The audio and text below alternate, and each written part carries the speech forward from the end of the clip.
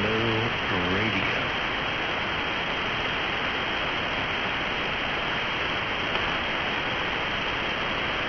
KA3S Vision.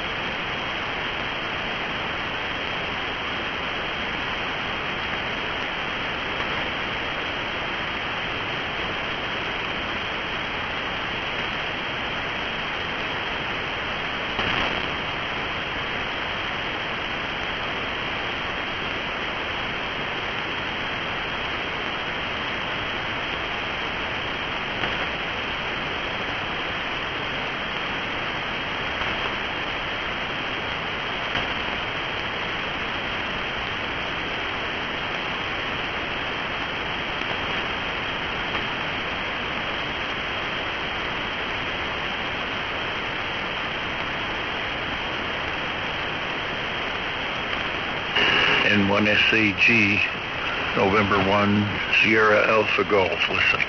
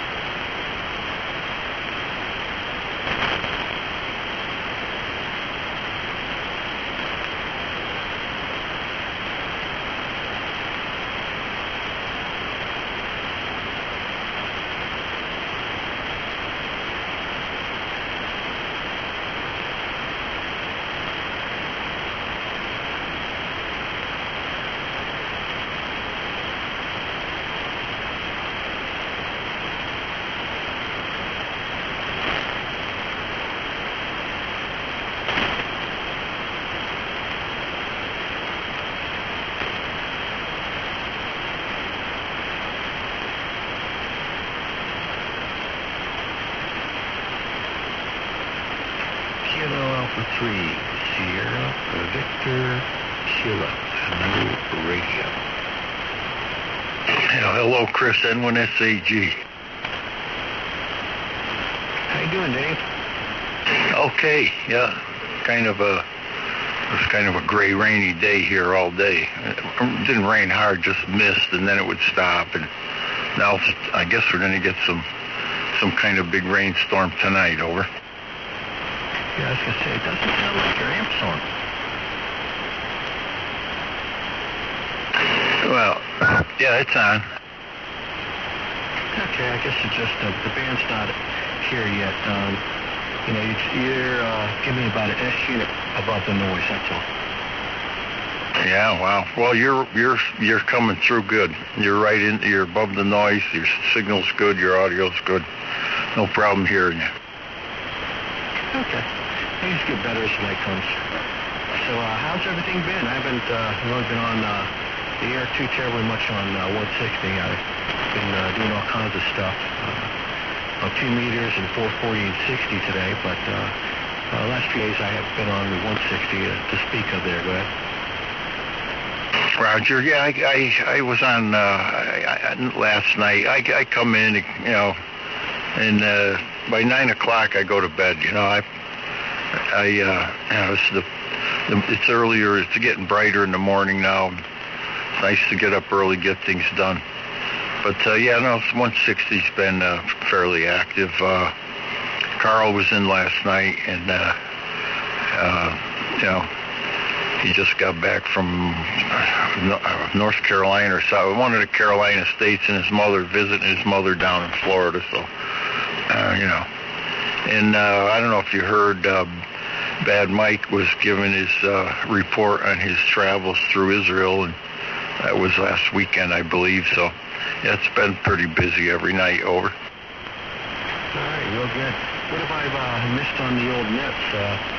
Like I said, I guess it's probably, since I talked to anybody, it's probably been almost a week here. Go ahead. Yeah, well, you don't miss much. It's the same, almost the same thing every night. And to get into some technical discussions and the normal, the usual, it's the usual net.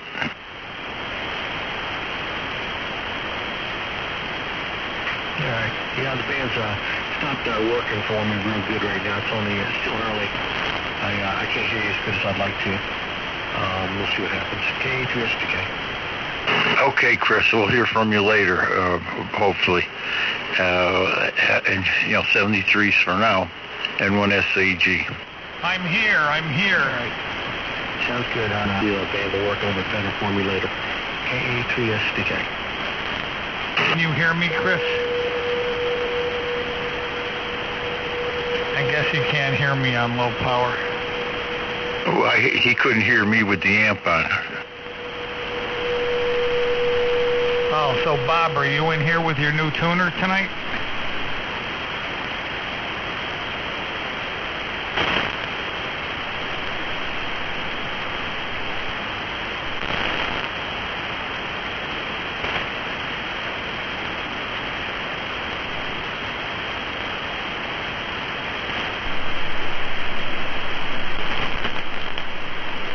Did you watch the news today? Trump's going to send all the aliens to the sanctuary cities. That's the best idea I've ever heard. He should send every last one of them to Nancy Pelosi's city. Yeah, well, she's unhappy about it. The governor of California is calling Trump all kinds of dirty names now on account he's come up. It wasn't his idea. Somebody had mentioned it, and the word got around. And then when he heard about it, he says, "Hey, that's not a bad thought. Why didn't I think of that?" What's wrong with it? That's what they want. They're always saying they want the sanctuary city people to come to their city. So he's just giving them what they've been asking for. Well, now they're all worried about it now. They're all, saying this is not the right thing for him to do. I thought it was the right thing. Everybody, right? Like you say, they opposed everything about it, and you can't let it go. So who cares? Let ICE doesn't have to go in there and get the criminals. They don't want them in there, but they can sure have them aliens, right? I can have every one of them they want. Hey, I'm with Trump 100%. You should send every one of them to Nancy Pelosi, to California. Every last one to California. It's exactly what they need. KT2D N1DBL. Are you in here, Bob? N3RMR. Can you hear me, Mark? Just barely. Okay, well, I'm waiting for the amp to come I heard up. you. Oh, yeah. You're much louder than Ray. Oh, you're closer. You're probably only about 70 miles from me. But then again, most everybody's louder than Ray. Yeah, the band is just coming around. I heard Dave come in a little bit better. It's just slowly coming around, but right now we have a little bit of rain, and it's not so great right now. It'll be better right around 8:30, 9 o'clock. People come in here 20 plus.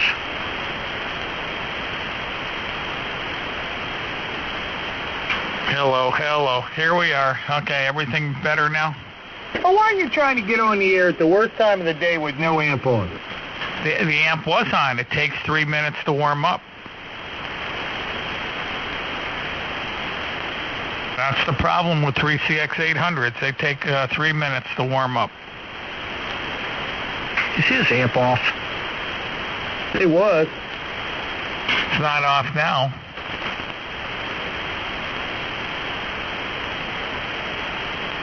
Boy, if he can't hear me now, he needs something. Hola, big radio.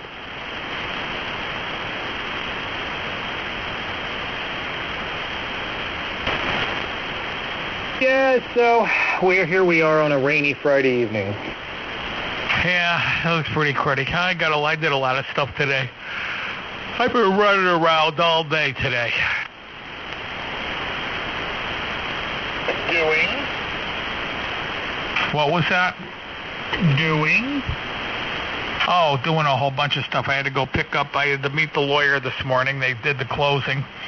So I met him in a parking lot.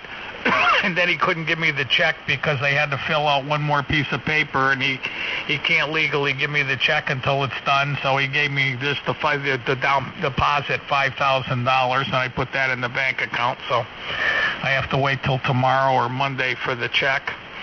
And then I brought my car to a friend to look at the tie rod end, because the tie rod end, it felt like it had a bad tie rod.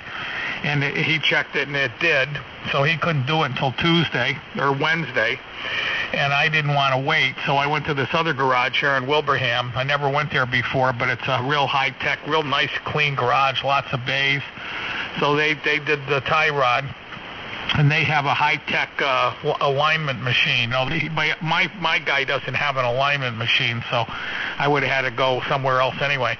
So I just said, I went there and I said, "Can you guys do this today?" And the guy says, "Yeah, we can. We can do it today." So I said, "Okay, well, I'm going to go get a tie rod in." So I got one and came back, and they called me a couple hours or an hour later and said, "Listen, the other tie rod's bad too." He said it's not as bad as the first one, but it's not good enough to align the car. So he said, "You want me to get it?" I said, "Yeah, definitely. Just make sure it's right." So they did the tie rod ends, 2 of them. They put these adjustable bolts in, these cam bolts, because you couldn't align this car anymore because it was out of range, and you have to put these bolts in. They should come from the factory with, but they don't. So they put 2 of those in, and they aligned it, and holy crap, what a difference. It feels like a completely new car now. So you were going to sell that car with bad tie rod ends? No, that's not the Beamer. That's my car. That's my Impala. My Impala's got 96,000 miles. The first tie rod on my Impala went bad with 14,000 miles. The second one went bad with 18,000 miles. And those 2 were in there since then, and it's got 96,000. So I just put 2 new ones in. And then, like I said, it's totally different, whole different car. It's so much more solid now. It rides better. It handles way better. Just really, really good. Well, now that you sold that house, you could take that money and invest it in a Tesla. Invested in a what? A Tesla. What do I need a Tesla for? I got 3 cars. Okay, well, sell all the other cars and just use the Tesla. No, thanks. No, I gotta have my 4-wheel drive for the winter, and then I have my Impala for the summer. So, and then the Beamer I'm just gonna sell. So, but yeah. So let's see, what else did I do today? I did something else. I don't know what. Oh yeah, I went down and hung out with the Stop and Shop people. They're all on strike, so that's where I was meeting the lawyer down in the parking lot. So. And then I went over to the bank, and no, man, I was doing stuff all day long. Then the guy never called me. It was 5:30. I haven't heard about the car, so I called them. They didn't answer the phone, so I drove down there with my other car, and the car was done. And so I said, well, I can't drive it home. I got my other car. So the guy says, no, I'll drive it up there. He says, let me just wash up, and I'll bring up. So he brought it back, and then I drove him back. So the Stop and Shop people are on strike. Yeah, Stop and Shop. I think they got 45 stores all over New England, and they went out on strike yesterday at 1 o'clock in the afternoon. They just walked off the job. These are grocery store employees. Correct. They shut down every Stop and Shop in New England. 45 stores. $4 or a $7 billion a year business. I'd fire every one of them and have replacements the next day. Well, that's the problem. And the store, which is, by the way, not owned by an American company, it's owned by a European company. They didn't even show up today to keep on working, at that whatever. So maybe they can do that. I don't know. But, what are they going to do with all the food in the stores that's all going bad? All the fresh meat, all the seafood, the chickens. Oh, my God. They're going to lose. It's been 2 days now. Half that food's got bad already. Hey, let it go long enough, they all won't have a job, so they went on strike for nothing. These are grocery store employees, people. This isn't, get real.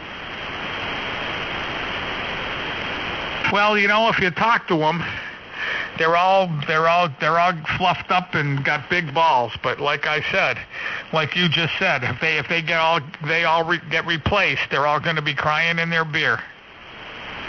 If you want more money, go get an education and get a real job.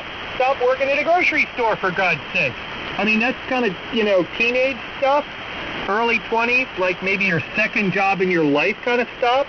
Maybe we should move forward, get a career, get a life. Well, you're right. I agree with you. I agree. But boy, I'll tell you what, to start from scratch and replace everybody in those stores, that would be a one hell of a thing. Can you see it on your resume now when you go in for a real job? Oh, and I'm an employee of Stop and Shop. Yep, well, I understand. Yeah, that's upward mobility going to happen. To me, the more and more you talk about where you live, Ray, I'm just glad I don't live there. I'm telling you, the people all around here are effed up. They really are. When everybody gets in here tonight, I heard something really good on the news today, but I want to tell everybody at once. I'm gonna save all you guys with girlfriends and wives. I'm gonna save you a lot of aggravation. Oh, I gotta hear this. This is just fabulous. Just remind me to tell you later. I want to tell all the guys at the same time. But you have to have a girlfriend or a wife. Is it okay if you have a wife but you're estranged from her? Say that again? Is it okay if you have an estranged wife? An estranged wife? I suppose it might still work. Okay, very good. Then I'm still in the bracket fairly. Okay, why? Do you have an estranged wife? Yes. Oh, okay. Well, then you listen careful and make sure you don't make the same mistake that this other guy made. Oh, I probably made every mistake with a woman there's probably able to make. I think you're even smarter than to make the mistake this guy did. You don't have to tell the story yet, but I'm just going to ask, Is he going to be paying for it for the rest of his life? No, it's not one of those. Oh, okay. But it could have been. WL. Can you hear me, Ray? I hear you. Who is it? It's Jeff. I don't have my amp on. I just wanted to pop in. Can you hear me all right? I can hear you at an S7. Yes, I can hear you. Okay. Remember you asked me about the clock on your radio? Oh yeah. Well, go ahead. Well, what's the latest? Okay. According to Kenwood Japan, there is no way to adjust the clock internally at all. It's fixed. The only way to keep it up to date is through the automatic method. And that's the best they can do is 2 seconds a day? Oh my God. There's the first real problem with the 890. Yeah, it's fixed into the software in a chip or something, and they can't change it. There's no adjustment. It's so the only way to maintain perfect time all the time is to have it connected to a PC or the internet, like they say in the manual, or just change it manually when it's off. Yeah. Okay. Well, that's kind of an oversight. I think that should have an adjustment on it.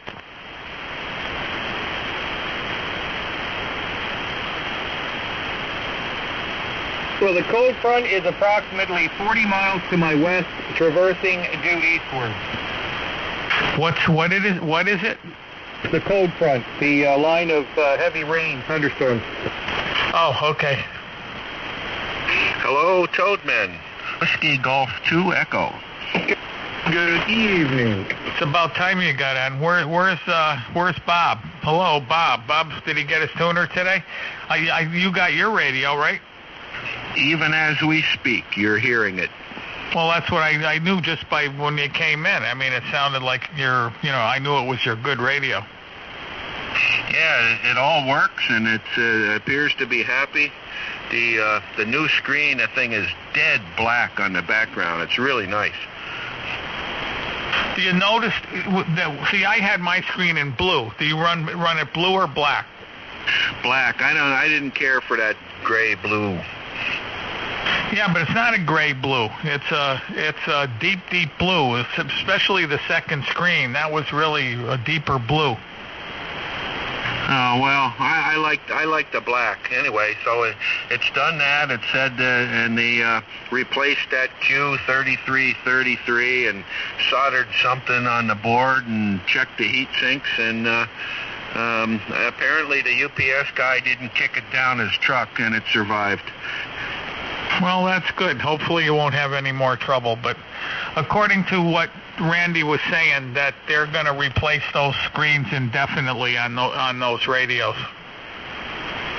Yeah, well, I figure even if it's out of warranty, even though I had it replaced once, you could probably bitch them out enough that they'd do it in. Oh my God, they're going to be doing that for the rest of eternity. Yeah, according to the scuttlebutt, even the new screens are going bad. Of course, there's a very simple way to get around that problem. Turn the screen off? Yeah, that's one way. Turn the screen off in the radio and just run the external screen. That's it. Or buy a Kenwood 890, one or the other. When I get the lottery. Hey, you just got it back. It's hot. Now's a good time to sell it. Sell it, to take whatever loss you have to take and throw the extra money in and buy the 890. You'll be all set. I'm happy with this, and plus I got the IQ output there to run HD SDR on the computer, and I really like that. That's the one thing I really missed running the 746 is having that nice band scope either on the radio or the computer. Yeah, but the Kenwood does that too. So let me ask you something, Ray. On the 7610, when the display starts to go funky, is it a matter of you can't use it funky, or is it just a matter of it's kind of irritating funky? No, it's irritating. It just gets fuzzy. You know what I mean? It gets, what do they call it? Like it whites out on one side. And eventually it'll just get worse and worse and worse until it just disappears, you know? But, yeah, I mean, what the hell? You just paid over $3,000 for a radio, and in a month the display's going bad? Wouldn't that piss you off? Yeah, well, I've never bought a brand new radio in my whole life, so. Oh, wait a minute. No, that might be a lie. Let me think. 7,000? No, I think I got the 7,000 used too. Right, well, if you could buy one dirt cheap and just run the external display on it, the external display will be fine. Yeah, are they selling any of them dirt cheap? I'm having trouble understanding you tonight. Say that again. Let me drop the mic in here. It might be a little hot. Are they selling any of them dirt cheap? No, I don't think so, because anybody that's got a defective one sends it back and gets it fixed. And then there's the issue of the preamps going belly up.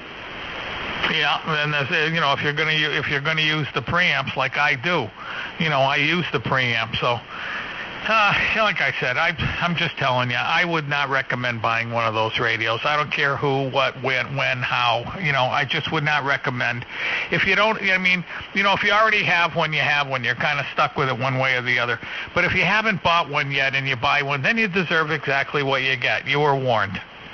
Hey, Mark, what's it doing down there? It looks like you're going to get hammered with rain.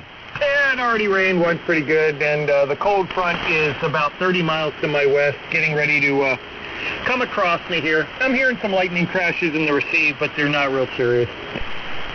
Well, if I hear any, I'm unplugging things. I don't unplug. I'm too far in the hole. Lightning doesn't care who you are or where you are. That is true. Bob, are you out here yet? KT2D? Where are you? Where's your new tuner? My new tuner is sitting on my living room floor. Hello, Ray. It's sitting on your living room floor? Oh, that's right. You can't hook it up because you don't. Your twin lead doesn't come in, right? Yeah, good memory. Yeah, so that's the chore for tomorrow is I've got the PEX tubing. I don't have goop, but I got JB Weld if that'll work, or I can just temporarily do it with some silicone caulk. But tomorrow morning, the twin lead comes in through the wall, and we'll be up and running. Plus, I'm going to scope out the yard. I'm working on a little line launcher, so I can get some wire up. Anyway, yep. So they were pretty lickety-split on that one. They sent it out right away. It's neat. You give them money, and they send it out. No JB Weld. That's got metal in it.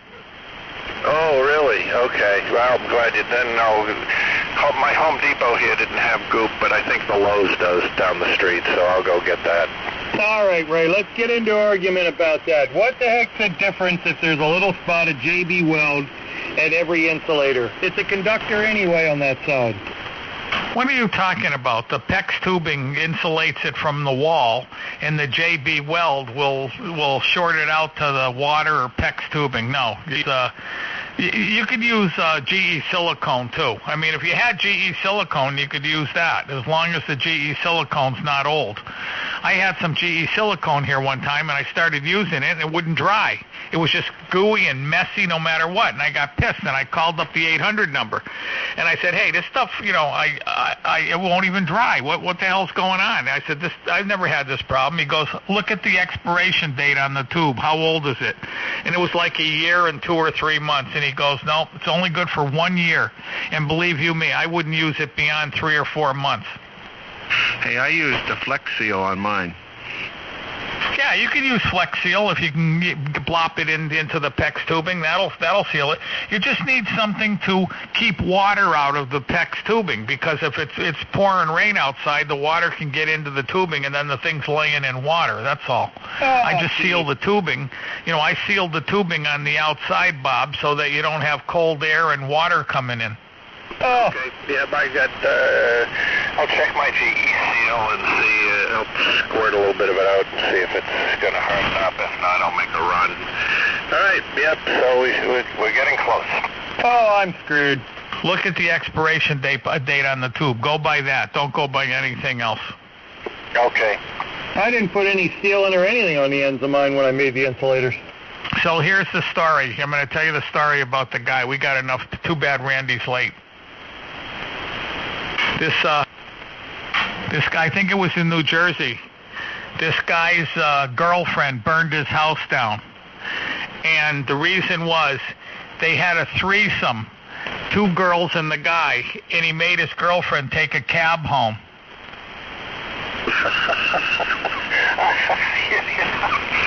You cannot make this stuff up. Right.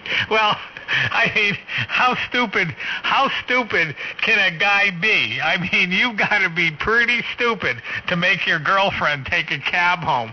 You know, this absolutely demonstrates one of the things that is attributed to Albert Einstein, and it's not a general theory of relativity, but he was quoted as saying the difference between genius and stupidity is genius has limits. Did he pay for it? Genius has what? Has Limits. Limits, yeah, limits. Genius has limits. Well, whatever. I thought that was about the funniest thing I heard in a long time. Is she going to go to jail? What is wrong with you? Is she going to go to jail? I have no idea. I don't know. Probably for arson, yeah. But, you know, if she had a female judge, the judge will probably let her go because, you know, guy is so stupid. He doesn't deserve to put her in jail. And then I heard Lori Loughlin today. I just heard a quip. Somebody look up the Lori Loughlin thing. I've been watching TV. I wanted to hear what's going on. They just charged her with 20 more charges. So what's she up to now total? I don't know, but she's got to be the dumbest SOB. She's so good looking too. Laurie, if you're out there listening, you're so stupid, you deserve what you get. Honest to God, you are that stupid. Can you imagine facing 30 federal charges? Christ, she could go to jail for 300 years. Oh, well, it's a life sentence, basically. And they offered her, you know, a hell of a deal. Like the other girl took the deal, and it's, you know, it's like, you know, she might not get any time at all. She might get 6 months in jail or 3 months or something like that.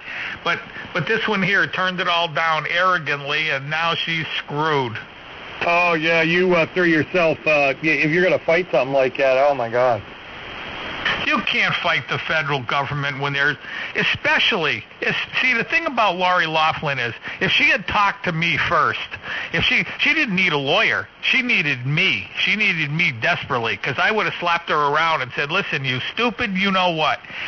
They're giving you the deal of the century. This is the time when the people in power want to show what scumbags the Democratic Party are, and you're obviously part of the Democratic Party. Now take the deal and do what you have to do. I mean, it's inconceivable. It's too stupid to realize that these you know, the whole, she was going to have the whole force of the government come down on her. Well, there you go, Ray. All you needed was a cheap suit. You've already got the BMW. You could have rolled up and said that you were her attorney. I could have rolled up blowing bubblegum bubbles. I mean, anybody's got to be smarter than she is. Jeez, I can't believe, you know, I just can't believe how stupid she is. And what the hell's wrong with her lawyers? I mean, unless she just overruled her lawyers. Maybe her lawyer said, hey, look, this is a good deal. We got to take the deal. No, I'll get a new lawyer. Okay, well then, go ahead. We'll fight it. 15 or $20 million later. Well, it looks like the improvements I made to the beverage have worked. Well, I certainly hope so. The noise floor is considerably low, and you're considerably strong. Well, I'm always strong. So, Bob, when you get that tuner and actually look at it in person, isn't it built beautifully? Hey, Bob. When you see one of these Palstar tuners in person, boy, they are just beautifully built. The case on them, the case isn't some flimsy sheet metal piece of junk. It's real thick aluminum, anodized aluminum and everything. Really, really nice. Yeah, I'm sort of prone to round tuners myself personally. So why don't you build your next tuner into a 55-gallon drum?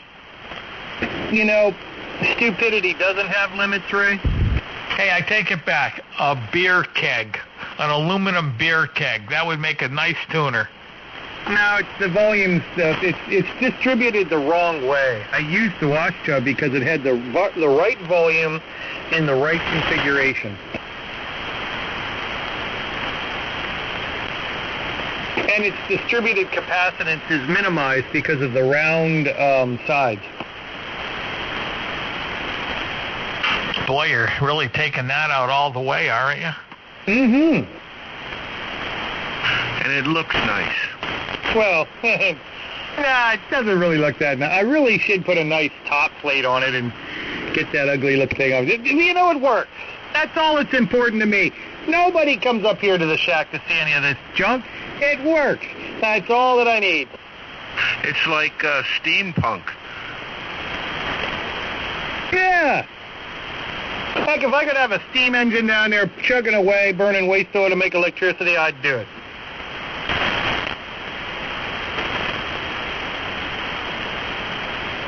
A little throwback for Ray.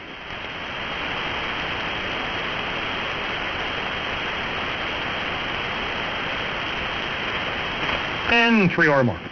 N1 DVL. WG2E.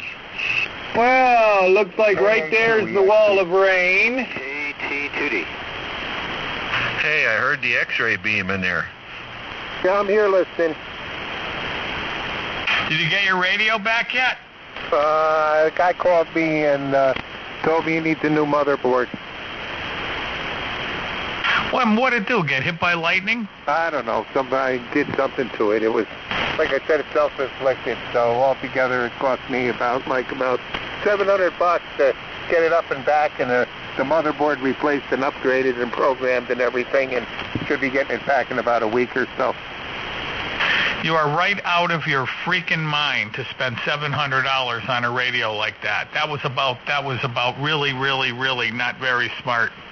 You should have just told the guy to keep the radio and bought yourself a 7300.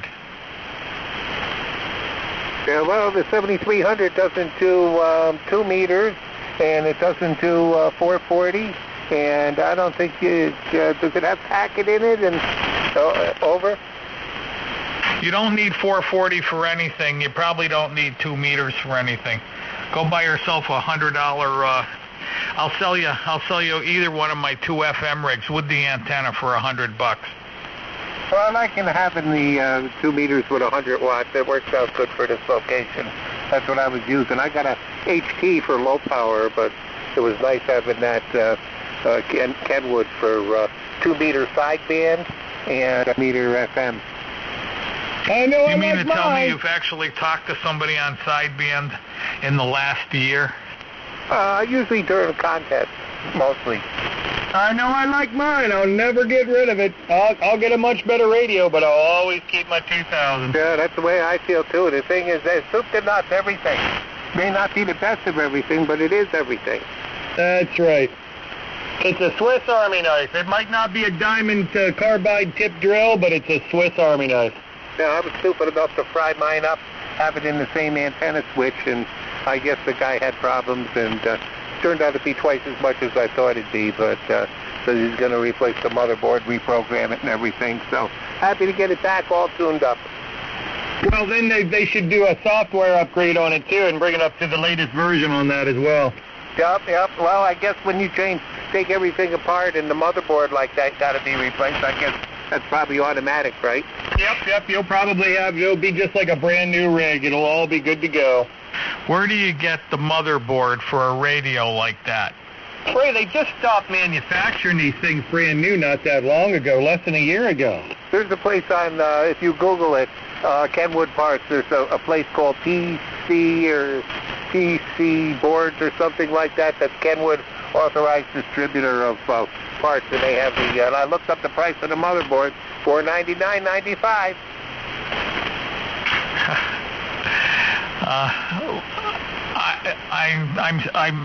I'm at a total loss for words. Okay, totally. I'm at a total loss for words.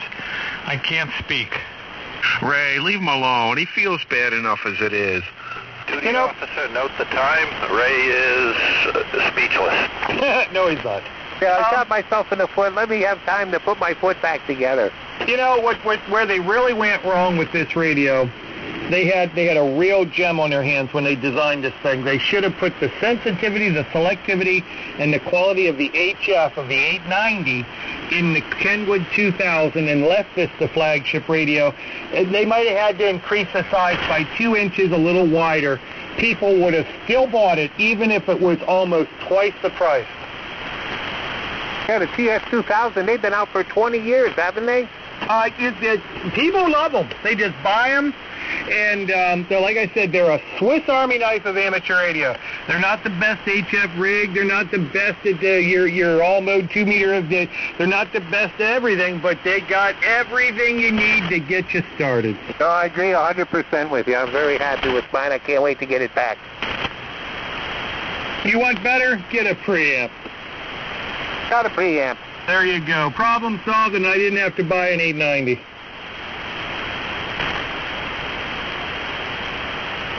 And Ray's still speechless. Well, he's got Kenwood, so he can't be too critical. Well, he's got the flagship right now, so when you're on top, you can, you know.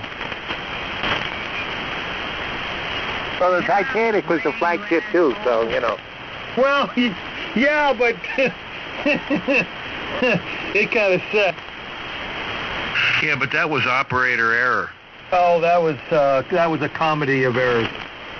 Ray, you okay? All they needed was night vision goggles. Okay, you were probably taking your calming tea. No, I had my cleansing tea a little, I don't know, a couple hours ago. I never drank my sleepy tea yet, but I think I'll try it tonight. Well, don't take that until you're really ready to go, with like 15 minutes ready to go, because once that kicks in, you're going to... I can't believe it works that good. On somebody like you, it'll knock you right out. It's actually quite tasty, too. Yeah, the stuff I bought was expensive, but it is very tasty. It's very, very good. The cleansing tea, it's the best tea I ever had. Just don't have your box on in case you're, fall asleep at the station. Yeah, or your head hits the switch or something. Yeah, we don't want to hear you snoring.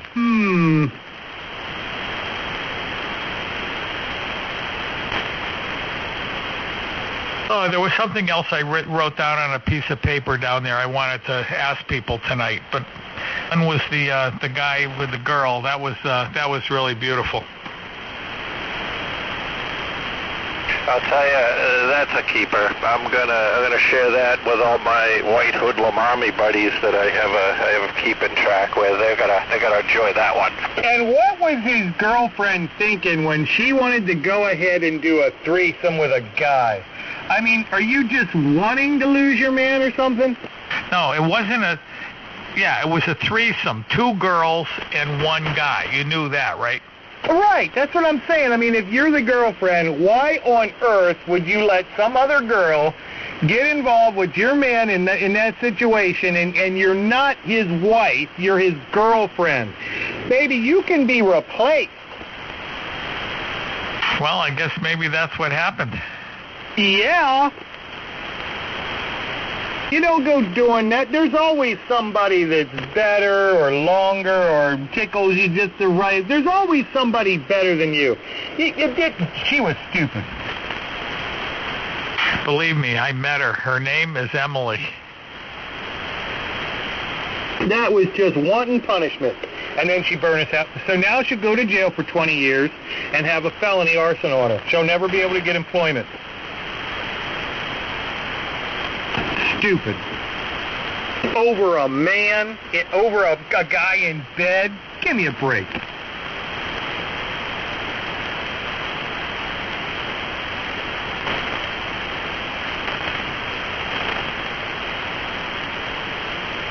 I don't know, Ray. The more and more I hear it, the more and more I'm glad I don't live there. That happened down in New Jersey, I think. Oh, You New can look Jersey's that up. just as Look it up bad. on the internet, because that was on the news. Yeah, New Jersey's just as bad. In fact, Jersey's even worse in some respects.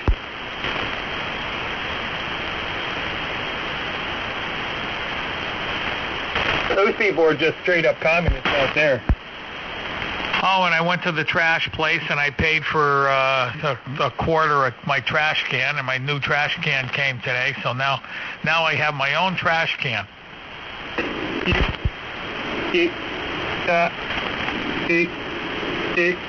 Are you hearing RF on my transmission, Ray? Yes. Is it? That's what I thought.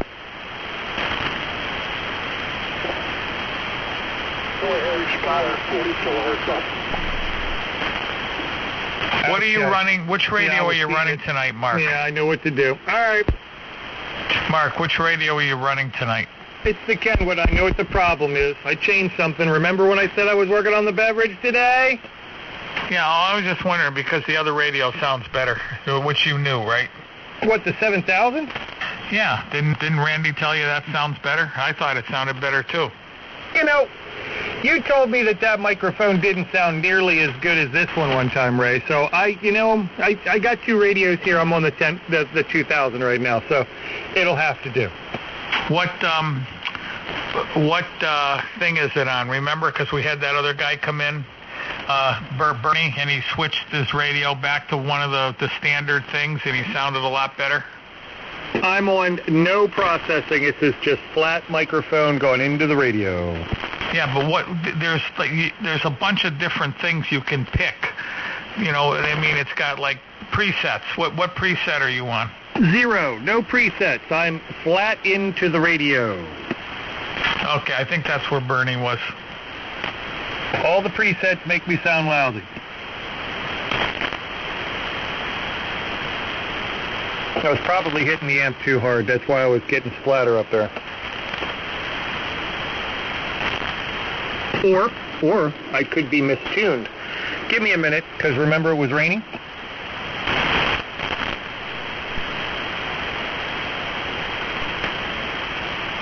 How's it going, Ray? K3SJ.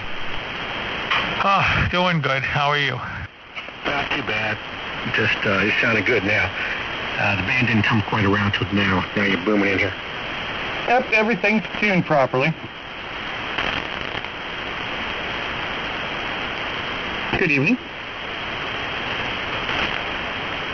That's Randy, right? Who? You. No. If I was Randy, my signals would be way booming bigger. Tell everybody's name yet. Chris. Chris. Okay. Hello, Chris. Nobody. WG2E. You're the other one that steps all over Ray. I don't see how, but okay. Ray, when are you going to get a real antenna?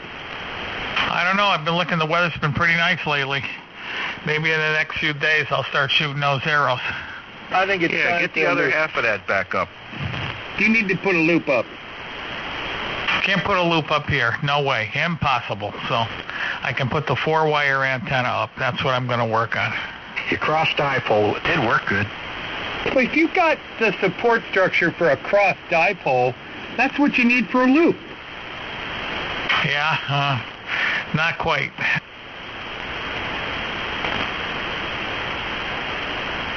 I'll come over and help you. I know how to do a loop. Yeah, so do I, but you're not going to do it here.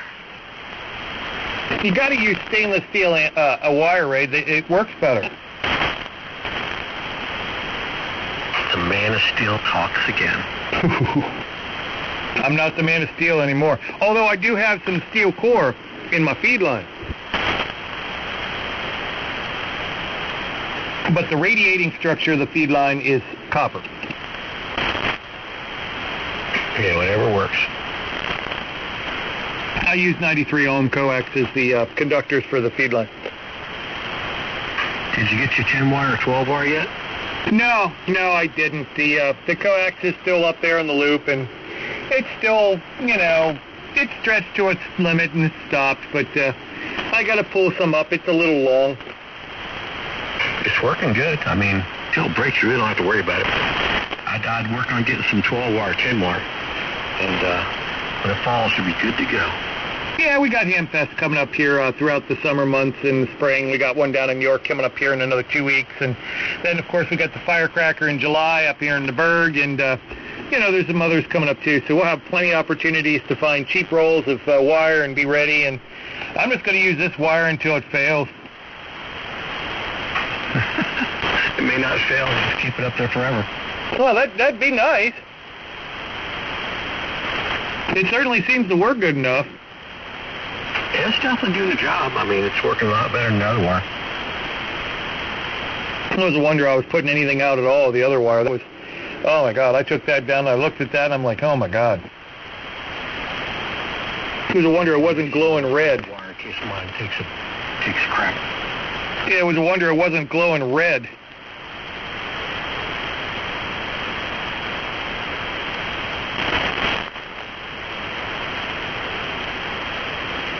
Ray's got neighbors over there. He can ask one of his neighbors, hey, can I use one of your trees there for a support?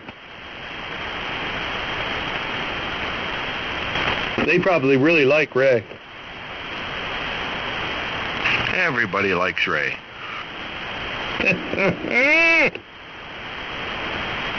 That's not what I hear.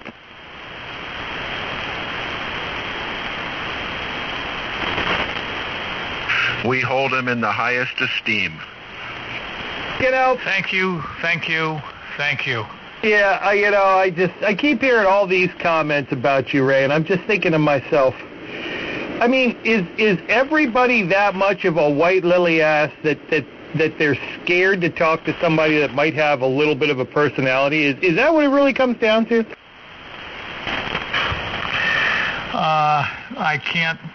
I can't comment when they're talking about me. Yes, you can. I mean, I hear, I'm not going to say countless, a lot of guys that I talk to on different frequencies and other bands and stuff, and I mention, I'm here and here, oh, you know that guy, right? And then they got X, Y, and Z comment to make, and I'm just like, they don't even know you. I mean... That's right. They just don't know what a wonderful, fantastic, intelligent, warm person I am. Don't push it, Ray.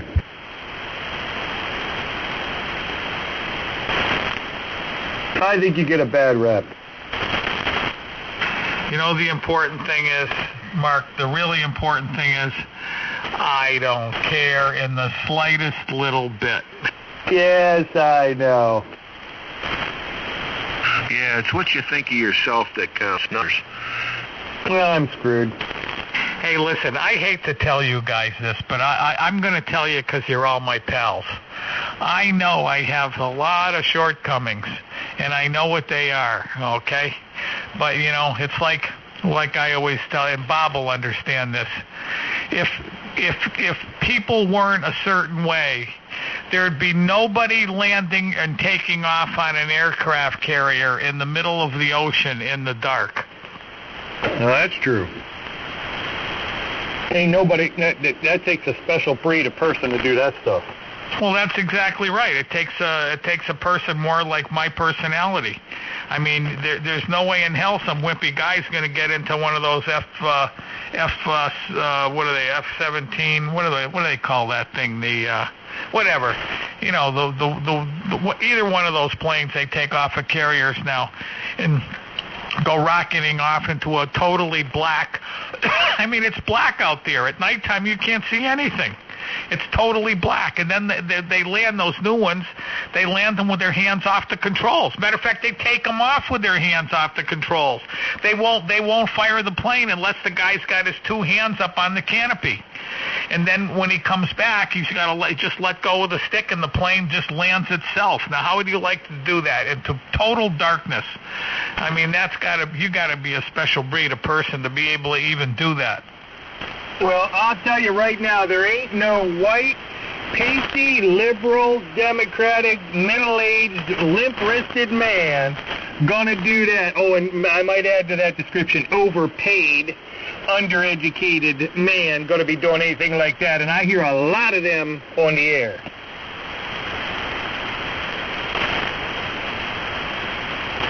How'd you like that description? What are you trying to say?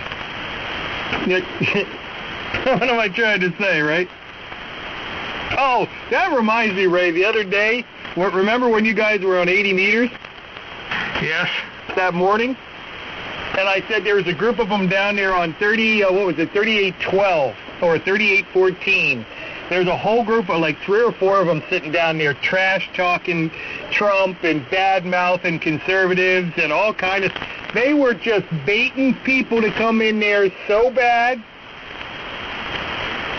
And did you? No, I stay out of all that business. I knew exactly what they wanted to do. The little group of them get together just like, they'd go into the staff or faculty lounge and they'd get there and, cross their legs like girls and sip their tea and talk all high and mighty about what they can know and what they can do and how bad this person is and how bad that person is and what's wrong with this and what's wrong with that. And as soon as somebody that disagrees with their opinion jumps in there, they trash them. And they trash them hard so they can feel good about themselves. That's exactly what they were hoping somebody would do. Well, all I can say is I hope they're getting ready for 4 more years. 4 more years. I'm thinking maybe we should just make him, like emperor. Yeah, I don't know. I don't know. Maybe he should have a 3rd term if he's still in good enough shape. What do you think, Ray? Should we call him Caesar? Yeah, Don Caesar. Oh, they wouldn't. If he went for a 3rd term because of public demand, can you imagine what the other side would do? They'd commit harry-carry. You hear the latest? He's going to send all the overflow from the wall. He's going to send them to all the the cities. The cities they want all these people. They want this, and one of them is where Nancy Pelosi lives. So he was going to send them all there. Perfect plan. Absolutely perfect plan. In fact, he should have them all pre-ready to go for all of the Social Security and welfare benefits from their city that they're heading to. They should already have their applications properly filled out and prepared with government help so that when they get to those cities, they can turn them in and get their benefits right away. Yeah, the sanctuary cities. Yeah, thank you. Sanctuary cities. And you should have seen Pelosi.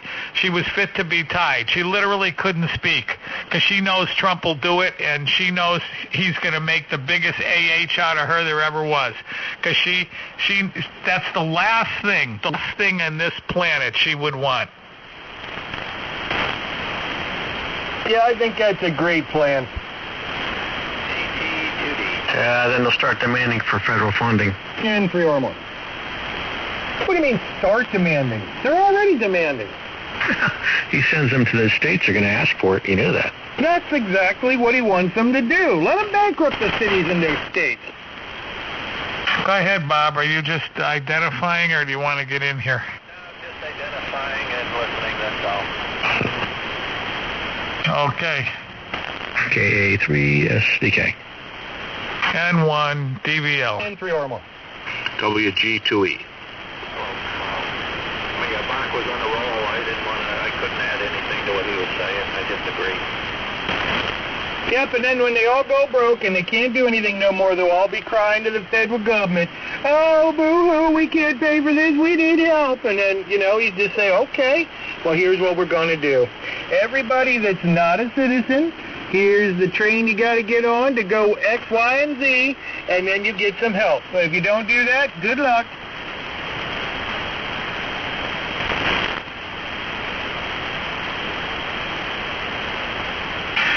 You know, between the Democrats and Comey and Strzok and all those people, that other Bannon, all those, I think is it Bannon? Who's that other guy that used to be the CIA guy? He's the biggest jerk.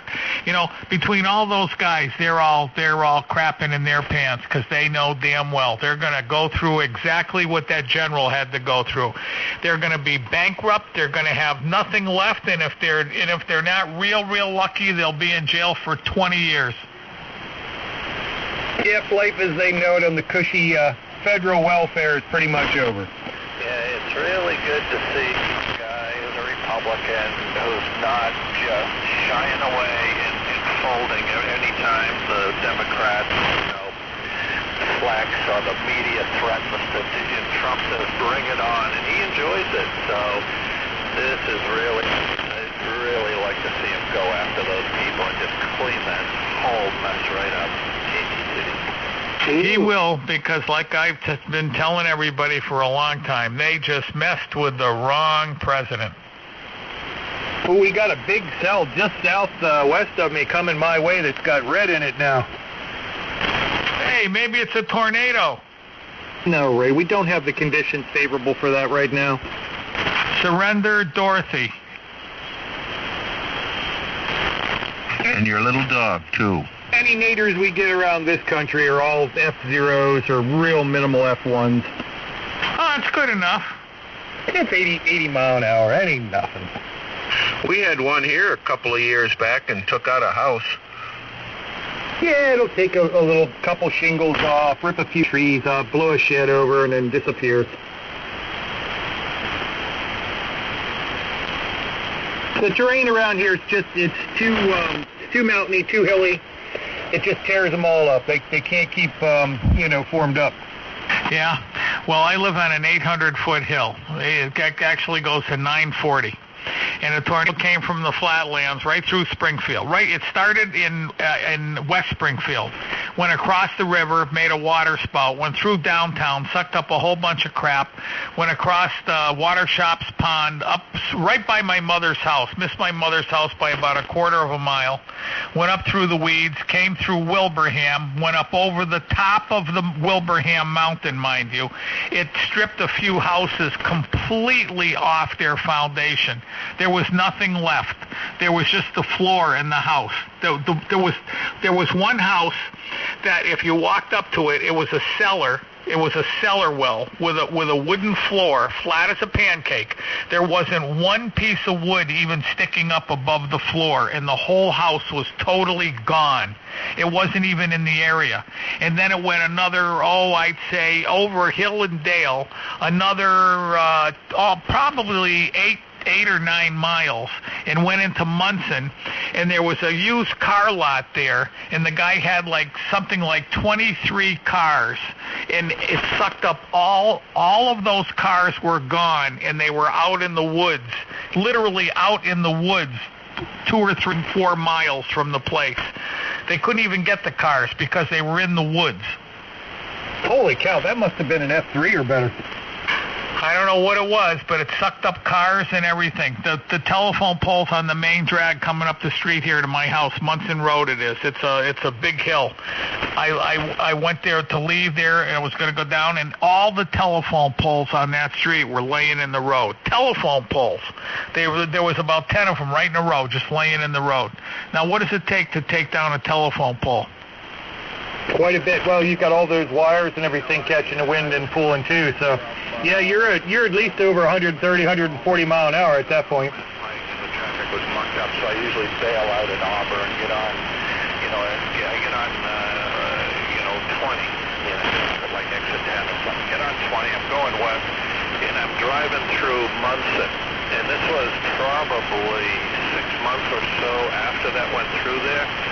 And it was right along Route 20, and I'm going, holy crap, it was just, you could see the swath that went right through there. I saw that, and I just couldn't imagine being there when that thing went through. That was really pretty awesome. I lived here for, 23, 24 years when that went through town. And, I mean, I'm talking about right downtown here in Wilbraham that I go through 100 times. That's the way I go to work. And there were places in that road where I couldn't even tell where I was.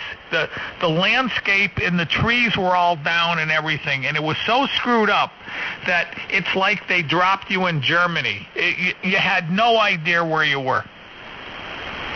I believe it. When I was going through, that was just unbelievable. It's really freaky when a tornado go through like that, because it's truly amazing. You can be right in the center of the town you've lived in for your whole life, and you don't even know where you are. Yeah, in fact, I'm kind of surprised we're not getting more lightning activity out of this, the way it looks on the radar than we are, but I guess it's just all heavy rain. There mustn't be tremendous amounts of convection with it. Well, you're lucky. Well, the last thing you want is lightning. And then tomorrow it's going to warm up to almost like May. Yeah, I saw some temperatures here this week. They're going up to 57, I think 57 tomorrow. And even warmer. I think there was something around 70 sometime this week. Might be soon time to get the garden tilled up. I don't have a garden. You what? I don't have a garden. Why not? Because where I am, the sun, you don't get enough sun, because the hill goes up behind my house. So you don't start getting sun in the yard during the day until right around probably 11:30, 12 o'clock, and then by 2 o'clock it's gone. Well, there's your problem, Ray. You don't get enough sun. Yeah, no, what I do, Mark, is I take off all my clothes, and I put a towel on the deck, and I lay there completely nude in the sun for like 20 minutes on each side. You know, that's really not good for resale property values in your area, right? Right, but I'm all up in the woods here, so nobody can see me. That you're Speaking aware of sales, the house all completed, gone? Oh, man, it never stops. I met the lawyer. The lawyer went to the closing this morning at 9 o'clock. He was going to meet me at Stop and Shop today, because I said, well, he knew where Stop and Shop was. So I said, well, instead of me driving all the way to Agawam, you're going to be going by. You know where Stop and Shop is? He goes, yeah. I said, okay, I'll meet you there. So he meets me there. He says you have to sign 2 or 3 more pieces of paper. There's some changes they made afterwards. There was the piece of property had what do they call it when they're like, I don't know, what do you call it when you, like the original piece of property, you couldn't put up a shed or anything like that, and it's way past the time limit. So now those things aren't enforced anymore. What are those things called? Grandfather? Well, that's not, something like that. But there's a word for it when you an easement or something, easements or whatever, where like say when you bought those houses, you couldn't put up a shed, you couldn't put up a second garage, and all that has expired. I guess after so many years it expires. So they wanted to change that in the wording. So I had to sign new pieces of paper. So he said I can't give you he says I've got the check, but I can't give it to you. He said I gave the original deposit, $5,000. I got that, and I can give you that, but I can't give you the check.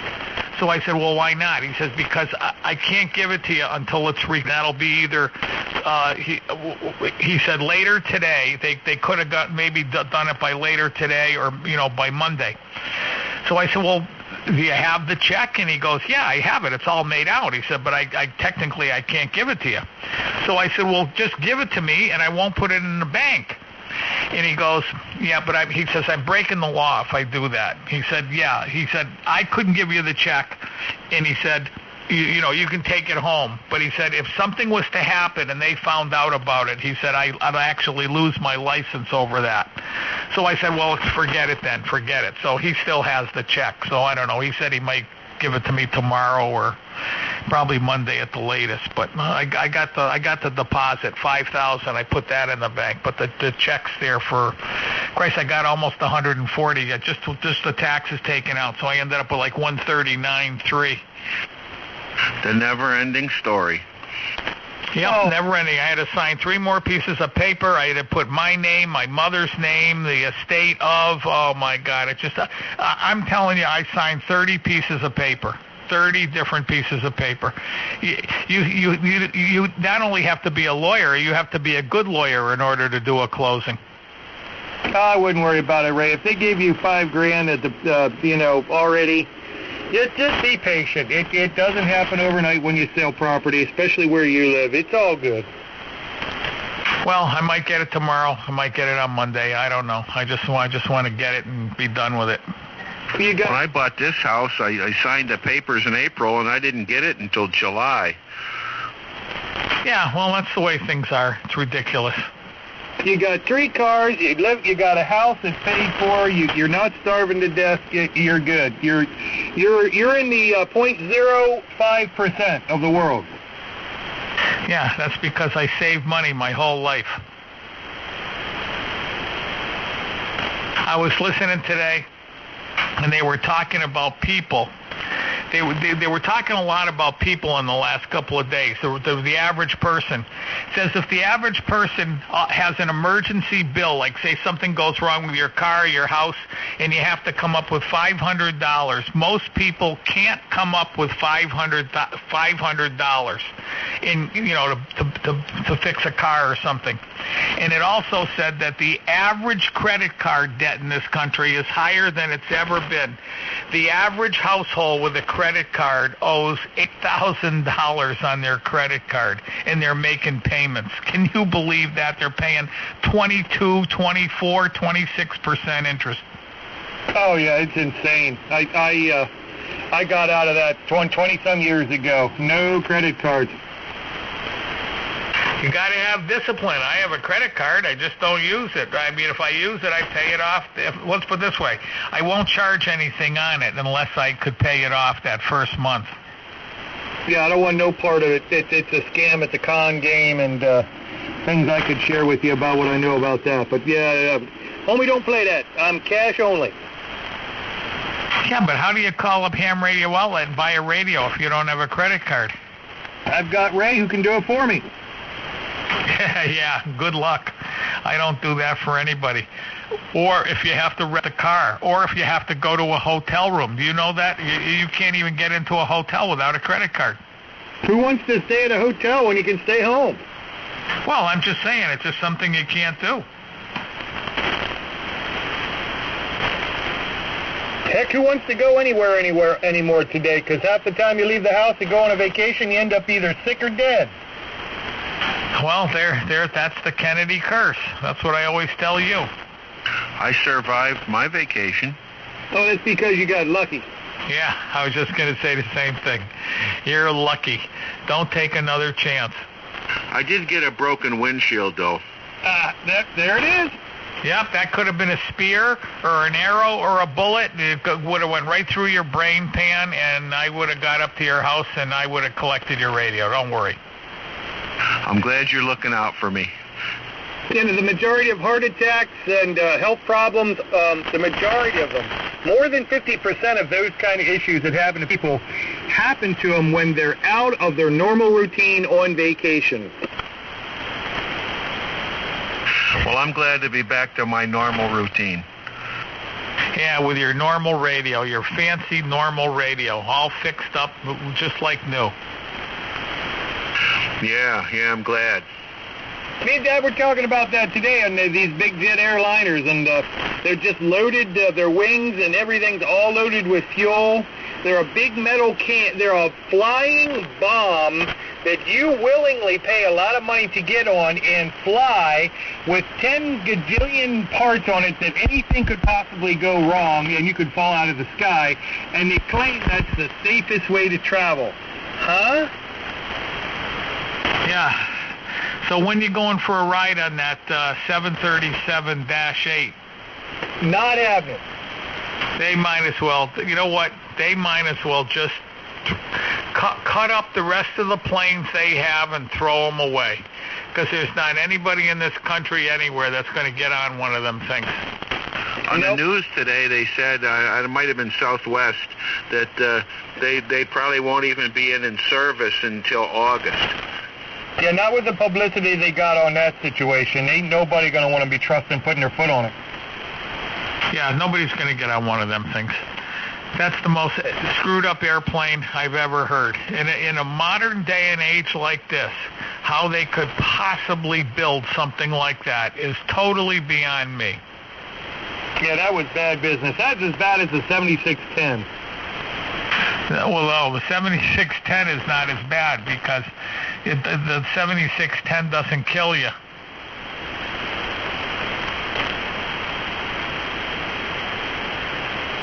I should hope not. Well, we haven't had any blow up yet, but it could happen.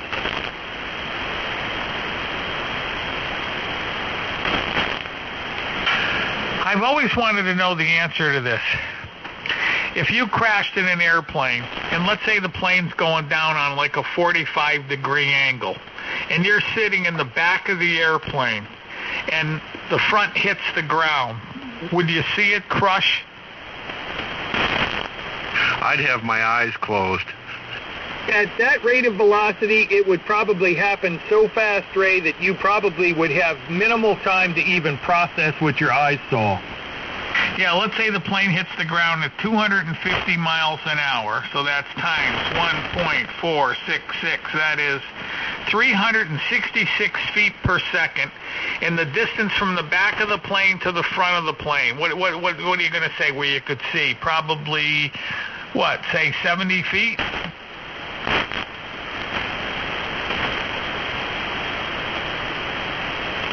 So let's say 70 divided by 366 is, that's 0.2 seconds. That's 0.2, 2/10 of a second. You'd see it, I think.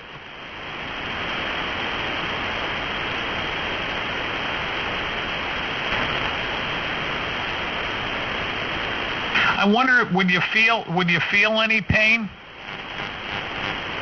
If your neck got severed first, no.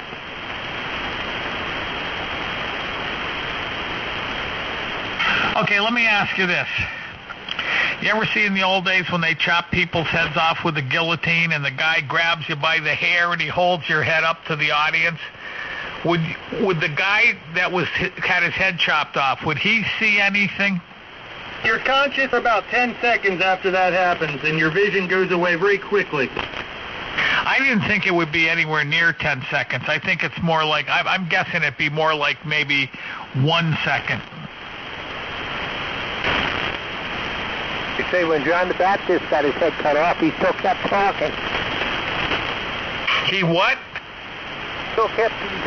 He still kept talking. His mouth still kept moving.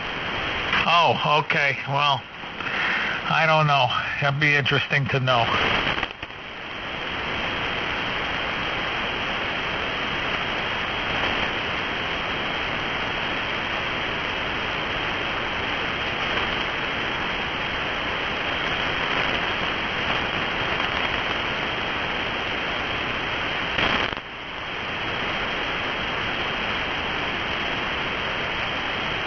I'll be back. I got to talk to Mom. WG2E. Okay, and 1 DBL. I got to take a break to KA2EXC.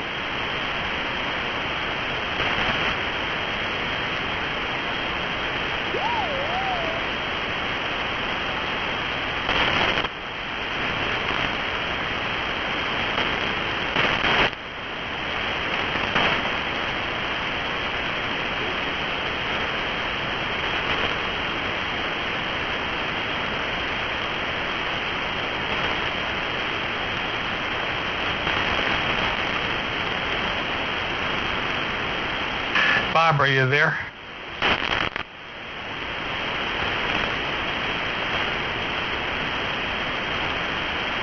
Hello, KT2D, are you out here?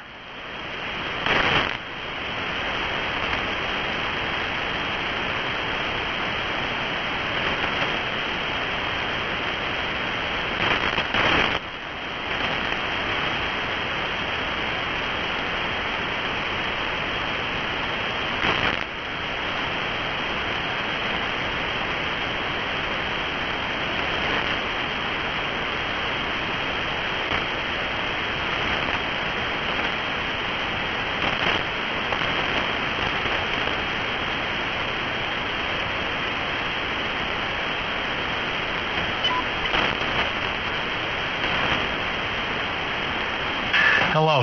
Who else is out here tonight? John, are you out here? WB2BYP and 1DBL.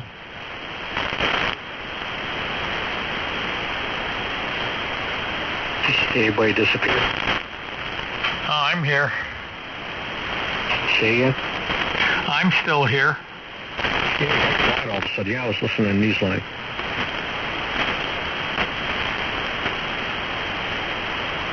Yeah, I didn't hear exactly what you said. You got taken out by lightning. What did you say? I was listening to an internet program called Newsline. Oh, so what's going on with Lori Loughlin? No. This is amateur radio Newsline. Oh my God, that's not very interesting. No, as far as Lori Loughlin or whatever her last name is, I can't remember. She's in a world of trouble. Because she's arrogant. Well, what can you say? You know, I think what she did was absolutely stupid, but what's even worse, or just as bad, are the people that let people like her do that in general. Well, of course, they're the scumbags, not her. But I just don't see. I just really, truthfully, and honestly do not see how somebody like that. Okay, she's got a lot of money. Okay, she's stupid, and she does something like that. I just don't see how she could go to jail for 20 or 30 or 40 years. She's really done nothing wrong. What has she done wrong? What has she done wrong? I agree. She got into the trap of being lured into the ability to do something with her money, and I can't blame her for that. But you know, she boogered up, and I think what she tried to say that her money was a tax write-off, that the money that I mean that right there.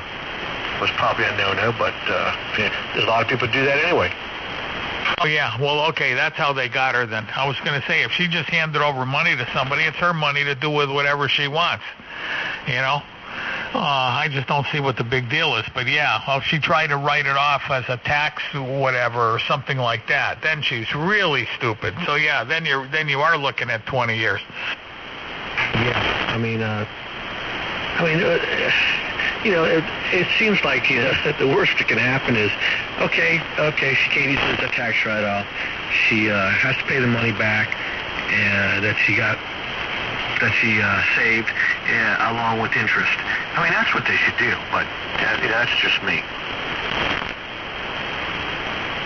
No, because with Martha Stewart, they did the same thing. They see what happens is the federal government has to show us little people their power. If they can put Martha Stewart in jail or Lori Loughlin in jail, then everybody else will stay in line. Well, I try not to fall out of line, so I'm not worried about it. Yeah. Then there's the secret right there. I mean, that's it. But look what they did to General Flynn. General Flynn did nothing wrong, and yet they totally bankrupted him. That's true. That's why Trump's going to get even with all these people. I say Trump get even with every single one of those people at all cost and give it to them 10 times worse than they gave it to Flynn. Yeah, well, I don't know. It's a nasty business, politics. I want no part of it. Exactly, right. Well, that's the problem. This country's turned into what it's turned into is disgusting. It's one step, just one step above Adolf Hitler. Yeah, welcome to the USA, right? Well, at least Benjamin Netanyahu won the election. Oh, yeah, I saw that. Yeah, if they don't throw him in jail. They're not going to. That's all the crap they're pulling over here. That's their Democratic Party doing the same thing. It's all BS. I hope you're right. It's the politics is amazing. Look at England, the Parliament right now. All that crap. There's a mess everywhere. I love Parliament. Sometimes they get into fist fights and they throw chairs and stuff. That's the way it should be here. A couple of these liberal lefties need a good pounding. Have you ever seen them in the debates on TV? Like they did a whole bunch of debates and they were talking about it, and the way they talk to each other, it's absolutely amazing. It's great. Yeah, it's definitely something I'm not used to seeing. You know who I'm thinking of? The Japanese. The Japanese are the ones that throw chairs and beat people, and they're one guy's running and four guys are chasing them.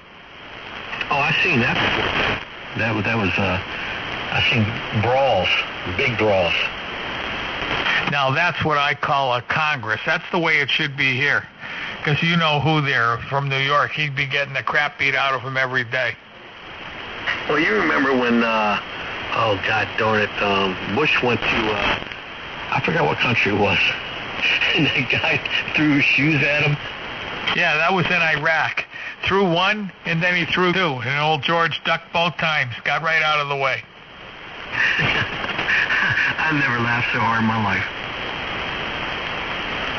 Now, see, that guy needed a pounding. If they did that to Trump, they should drag him out the back door, bring him into some room, and just pound the living crap out of him.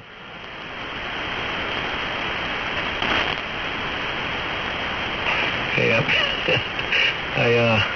I get amused at some of these conflicts in different countries of what they do, and it's definitely quite different than here. Yeah, that guy that threw the shoes, by the way, he got a year in jail. He didn't get his shoes back, I bet. It was his Sunday best. Dick, if that's you, I can't hear a word you're saying. Me? No, there's somebody talking in here way down, but I can't hear anything.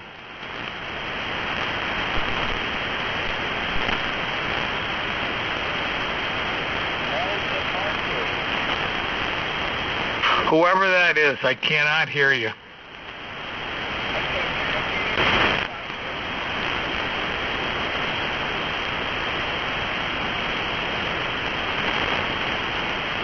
I guess Randy ain't going to show up tonight. What has got going on? I don't know. I have no idea.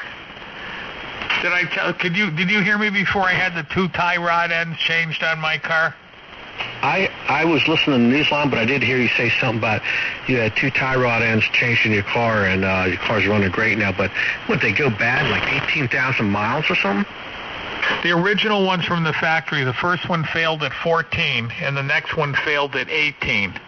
And then I put the two Moog ones in, and it's got 96 on it now, and they're both bad. But anyway, I could feel one going around a turn. If I went around a right-hand turn at slow speed, but under a heavy load, you could feel the car. It felt like the tire was rolling under. It felt the tire way underinflated, like you only had like 8 or 9 pounds of air in it. It just didn't feel right. So I noticed it about a week ago, so I brought it to my friend's shop today, and I said, look, you got to check this. Something's wrong. And I said, the way I drive, I don't want to have something wrong. So he jacked it up, and he looked it over, and he goes, yep, outer tie rod's bad. And you can hear him go click, click, click. You could hear it, So he says, I said, well, when can you do it? Because I said, I've had one of these break before on a front-wheel drive car, and that is really ugly. He says, I can't do it until Tuesday or Wednesday. Call me then. So I said, okay. So I went and got the part. He told me which part to get, the good one. I got the good one, and I went and got it. But then I just took a shot right down the end of my street here, right in my town. There's this. They opened up about 3 or 4 years ago. Really fancy-looking mechanics place. It's got like 5 bays, clean as a whistle. It looks like a hospital. Really nice. So I went down there. I talked to the guy. I said, any chance you can do this today? He goes, yeah. He says, yeah, I can do it today. today. So okay, I said, okay. So I left the car there. He gave me a ride home, took me right back to my house because it's only about a mile and a half, maybe a mile and a quarter. So I left the car there, and they called me up about 2 hours later, and the guy says, listen, we got the car up here. He says, but the other tie rod's bad, too. He said, they're both bad. So I said, well, look, just replace anything that needs to be done. I said, this car, I don't fool around with. It's got to be right. So I said, okay. Now, the original problem was you couldn't align front end on this, but it had nothing to do with the tie rods. It just has these unibody cars, they bend and twist after a while, and the camber was off, and you run out of there's no adjustment. That's what it is. There's no adjustment for camber, and the car starts to bend after a while. And of course, I hit corners really hard with this. I modified the suspension and put big stabilizer bars on it, and I got the good tires on it, so I can really hit a hard corner with this, and it really loads the car. So the last time I put tires on it, the guy said I aligned it as good as I can. He said, but it's not right. He said you got to put these special camber bolts, or they're a bolt that has a cam in it, special bolts. They make them for the car. And the original guy that was going to do it says, well, they're $100 a side. So he said to do either, one side is $100. So I said, okay. So this guy called me anyway, and he says, the other tie rod's bad. Do you want me to do it? I said, absolutely. Just get it and do it. So then they put it on that fancy machine. They got one of those new, real new computerized front end machines, and they had to put that camber bolt in both sides, which is really a good idea anyway.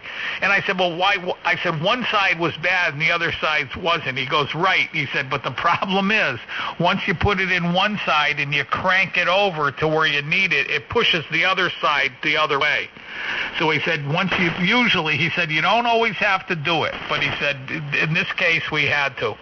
So the two camber bolts, the two new things, and I'm telling you, I knew the car didn't feel right. It just hasn't felt right for the last year or so. It just doesn't, I don't know, you go around corners, it just doesn't track right. The difference is astronomical. I mean, it's amazing, the difference. As that goes away very slowly over the course of a few years, you don't notice it. But all of a sudden, it's back to the right way, and it's, everything's aligned properly now. What a difference. It's like driving a totally different car, So it was well worth. It cost me $380, but it was well worth the money.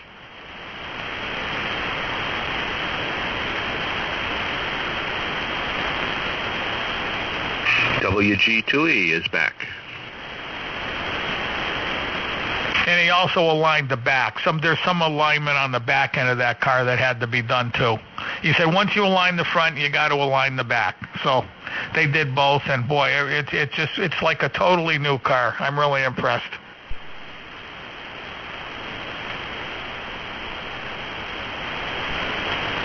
So now I try to line them up to do the fuel pump in the tank. Because, Mike gave me a brand new fuel pump for that car, so that's the next thing I got to do. Geez, I had to do one in my Bronco, too. I had to let the tank down and do it, and it was kind of a pain. And then about a year later, the tank rusted through, and I had to replace it again. Yeah, that stinks. Somebody's in here tuning up. I don't think that's Randy. I think it's somebody else because they're out right on zero beat. Who came in there? N1 DBL.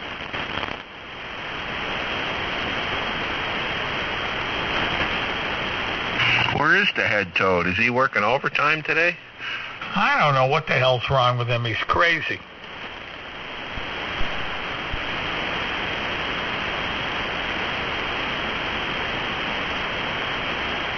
Well, I couldn't leave the house today. I just had to sit by the window watching for the UPS truck. I'm sure a lot of your radio friends would have sat there waiting for your radio.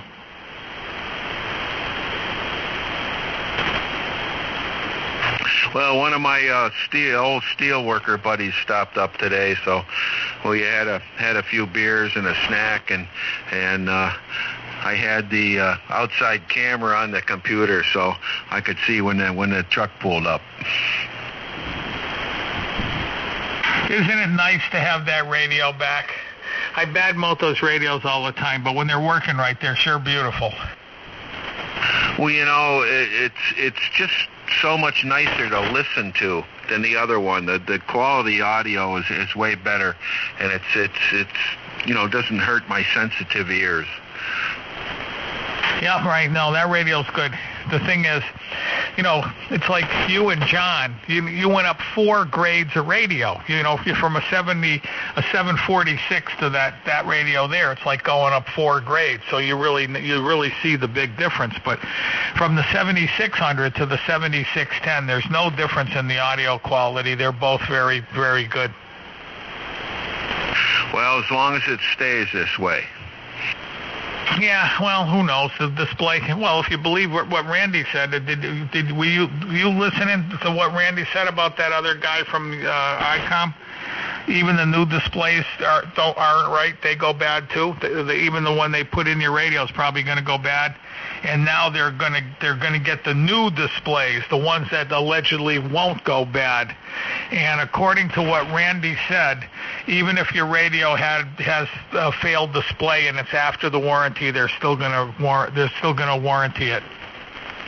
Yeah, I read basically the same thing there. It was on one of the ICOM groups there on Facebook. So I figure it's okay, and if something happens, the only thing is I hate to have to send it back again. That cost me like $100 to send that and insure it.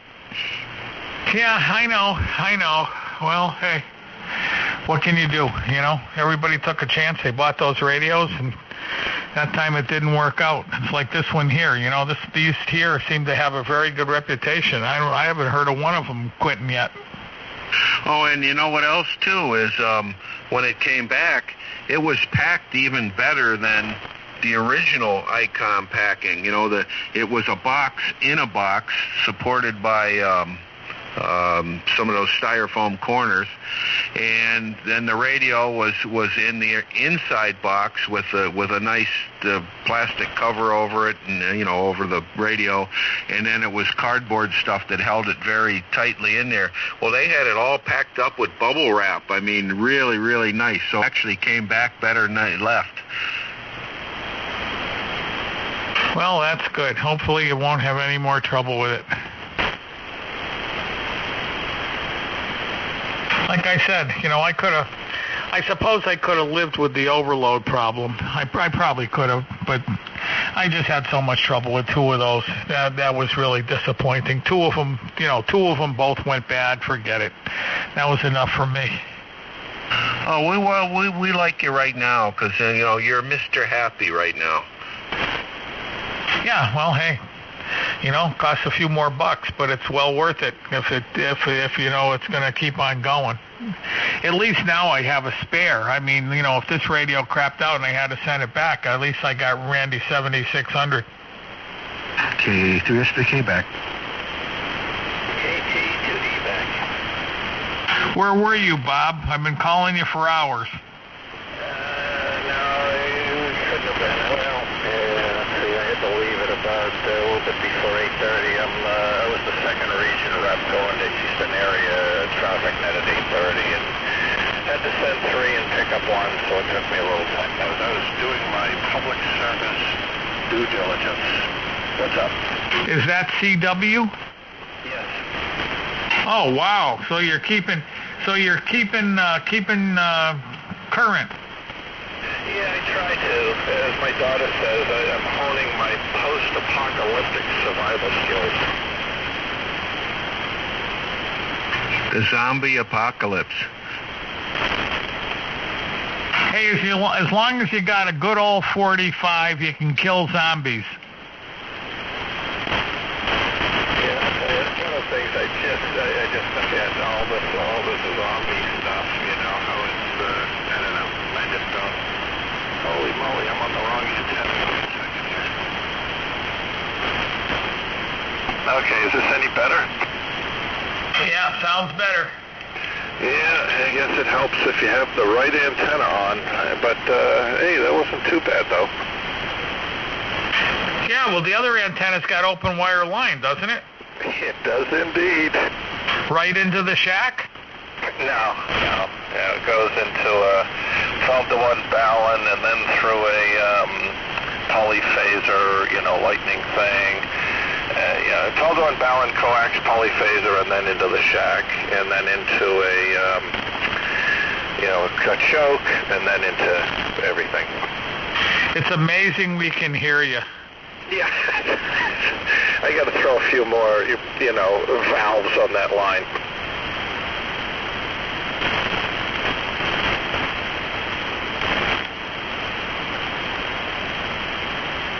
The Toad Harbor guys are purists. It's from the tuner. It's just 2 wires right out to the antenna. Yeah, well, that'll soon be the situation here. Then I'll have to get an 890. With all that set up, it's just calling for an 890. Oh, you'll love it. Yeah, you'll love it. Then you have everything you need. Well, except for your amp. What are you running for an amp? I keep on forgetting. Ameritron AL811H, the ones with the 4 tubes. Oh yeah, that's a great amp. Everybody wants to buy one of those because they're cheap. So you sell that and buy yourself a real amp. Well, when it's time, I will see what the Toad Harbor approved amp is. Well, if you can find one, the HF 2500 Commander is probably what I would go with. If you can't get an HF 2500, then I would definitely buy the Palstar transistor amp. Oh, what's that? The Alpha 77 DX?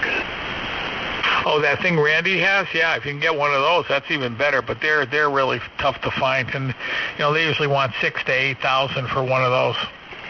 Yeah, is that something that you need to have a forklift bring it in? They're over 100, I think. All right. Yeah, I need something like that yet. Well, either that or I told you what I would get. I'd get the Palstar LA1K. I don't have that one written down, but I do now. Yeah, that's the new Palstar amp, solid state amp. That's a beauty. Mike's got one. Ask Bad Mike about it when he comes in. Well, it's been approved. Last time we got at a gathering, we all signed the document and sent it to Palstar that it's totally approved by the world famous Toad Harbor Net. We all signed our name and call letters. Did you get something back? No, I didn't get anything back, but I'm sure if he's smart, he has it hanging on the wall. He should put it in QST as an advertisement. Yeah, absolutely. And the guys on 80 meters, their heads would explode. It's too bad. That's why they're on 80. Well, from what I hear, it wouldn't be a very loud explosion. Exactly.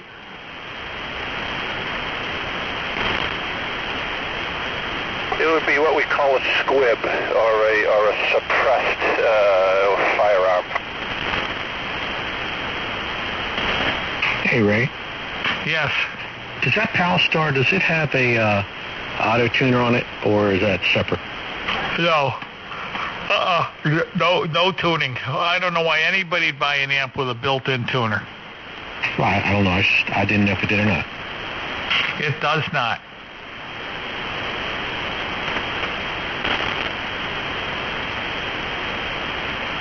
And if you're really a real amp guy, you can buy 2 LA1Ks with a combiner, and you can have 2,000 watts output from a solid-state amp.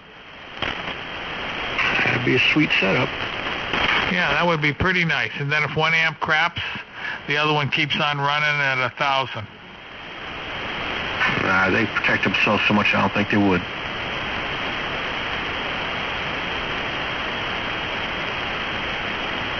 If you build the power combiner the right way, if one amp fails, the other one doesn't even know it.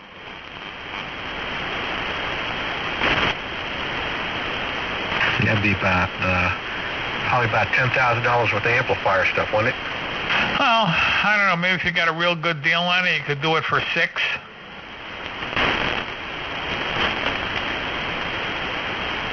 That'd be a heck of a deal. I think they're about $3,000 for them, weren't they? Yeah, they're about 33. They're probably 3,300 a piece. So, if you bought two at once with the power combiner, and the guy will throw in the power combiner and the 2 amps for $6,000. That's a pretty good deal. Nah, I don't think he'll do that. He might give you a good deal on the combiner if you bought the 2 amps for a regular price. It still costs about $7,500 to $8,000. No, you're wrong. You can probably do it for a little over $6,000. You think? Yeah, the guy's got to give you a deal if you buy 2 amps. You'd like to hope so anyway.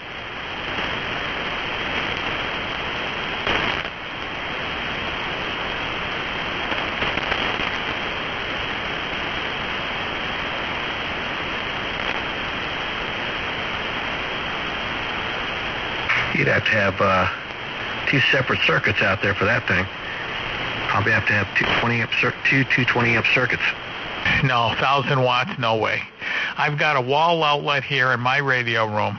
It's got 2 plugs on it, and it's serviced by number 10 cable. Now you can draw, off number 10 cable you can draw 30 amps. Now, each one of those amps at 1,000 watts, and believe me, I'd only run them at 750 per. So, but even if at 1,000 watts out, I don't think those amps are probably going to draw more than, they're probably only drawing about 6 amps, 7 at tops. Yeah, you might be right. So, were you running your 10 wire with a 30 amp circuit also? Yeah. So they draw about 7 amps a piece. So let's say 15 amps total current, and my circuit here is good for 30. Yeah, you're probably right, because this PEP is not continuous. I think if you add it, it might even work on a 20 amp circuit then, actually, because you can run continuous about 26 amps on, 16 amps on a 20 amp circuit without having any issues. Continuous. So, yeah, you're probably right. It probably worked.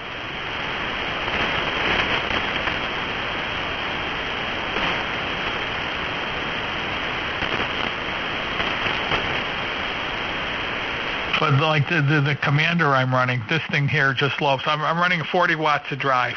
Hello, 40 watts of drive would give you just about 1,500 out. Who makes the Commander, Ray? Commander, that's the name of the company. It's a Commander HF. It was Command Technologies, and it's a Commander HF 2500. And are they still made? No, they haven't been made in years and years. You have to find them used, but people are selling them. A lot of times you can pick them up pretty reasonable, $1,600. And then, but it takes an expensive tube if you need to replace it. Is that the one you were talking about? Yes, but in all honesty, and this is true, if the tubes are good, let's say you bought this amp that I have was bought in 1992, and these tubes will probably last another 10 or 15 years. Okay, yeah, and if you don't abuse it, it should be fine. That's correct, and I have one new spare tube, and I'm working on another. So, with a spare pair, you're good for forever.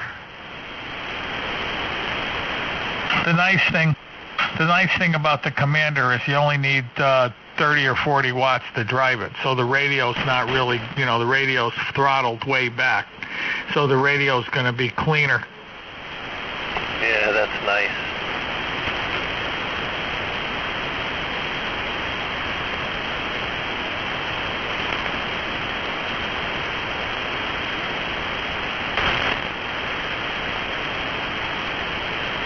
Band's pretty quiet. There's not a lot of background noise here where I am. suppose that could be all the filtering on my feed lines. Yeah, well, when Mark put up his new antenna, he noticed his noise level went way up because the old antenna didn't work very well.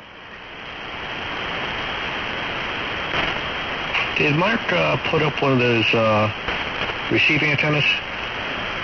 Yes, he's been screwing around with it for the last couple of weeks. He was just saying earlier he got it working right.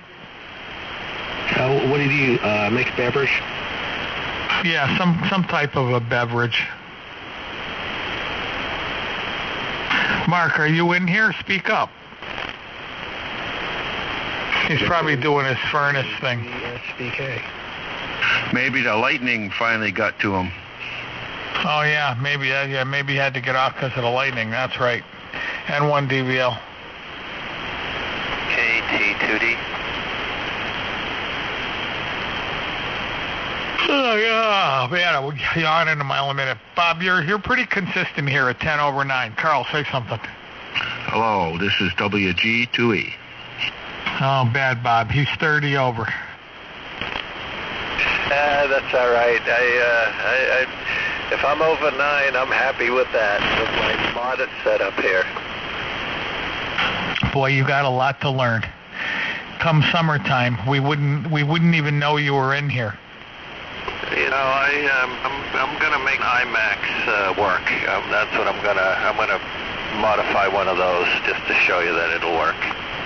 Yeah, they're funny. They don't work. You can't, even if you unplug the ground on one of those, you have no signal at all. That's just the worst piece of junk antenna I've ever seen.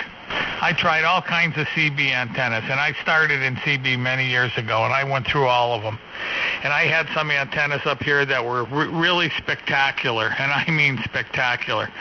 The best CB antenna ever made, ever. You have to build them yourself now because you used to be able to buy them from High Gain. They call them the SDB6, but now you'd have to build one. But it's 2 3-element beams stacked side by side. That's the best CB antenna that you'll ever get. It's got 4 points of rejection off the 4 corners that are really deep, like 40 dB, and probably 20 off the back. Very, very, very quiet antenna system, and they just work good. I had a set here a few years ago. Yeah, I think I heard you talking about them, but no, I was kidding about the IMAX. What did Mark call it, a static stick or something like that? No, that's, like I said, that's the worst antenna ever made. Those things they're terrible. The best omnidirectional antenna ever made for CB is the High Gain Model 500 Super Penetrator. I had one of those here too. That was a great antenna. So that should work on 10 meters too, right? Yeah, it'll work on 10, 11, and 12 if you want to tune it. But I mean, if you're on 11, it'll work on 10, but it's going to have high SWR. Is the X-ray beam still here? He's got one of those.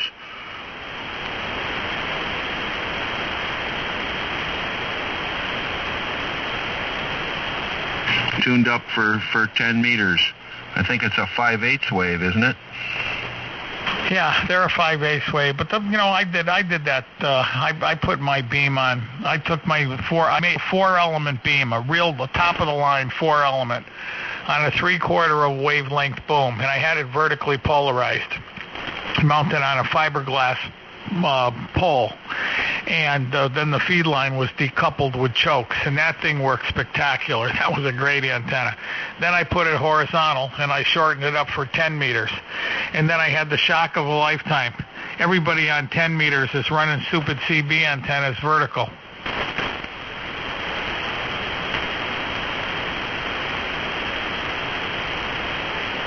Well, I had CBs in the cars back in the 70s. I never had a base.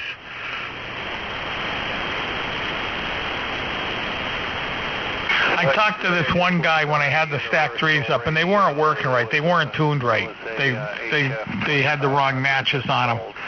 But I talked to him into about 40 miles into Pennsylvania in his 18-wheeler. So that's pretty good on 11. I doubled with you. Ray 1. I that's why I came in to let you guys know that I actually doubled with them, because you wouldn't hear. Well, you got to get that antenna we talked about up, 3/8 wave or a little longer. 3/8 wave's like 190-something feet. Put up like 2 1/4 and feed it with 4-inch spaced open wire feed line, and that should work. Yeah, I've been looking at it, and now what it may do with the trees I got, it may be a V, a sharp V, but it may be a V. The wire will go up over the tree and then loop down a little bit. I think that's going to be a problem. How much of a problem would that be? Well, what I did here with one of my wires is just shoot it over the tops of trees, and it just laid on the top of the trees. Yeah, that's what I'm thinking. I just don't know how far. Let's see, what did you say? 2-something, 190. Yeah, I got my notes here. But the 3/8 wave, I think I can do okay. But anyway, what I was telling you, I looked on Universal Radio had a HF 2500 that sold for $11.99. That was 220. It needed 220, which is not a problem really. Yeah, that's a really, really good deal for that amp. If the tubes are good, that's a home run. That's a magnificent amplifier. Extremely heavy duty. They'll do about 2,500 watts output power.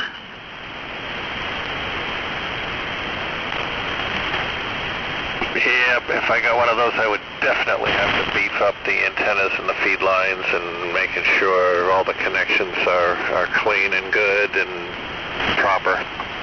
Yeah, you just have to worry about the open wire feed will take all the power you can put into it. The antenna, just good connections, and the tuner you have is very, very safe to 1,500 watts. It'll do 2,000 watts into a good load. Yeah, okay. Looks good. But you don't want to run that commander above 1,500 anyway, so the tuner you have will just work no problem at all with 1,500 watts going in.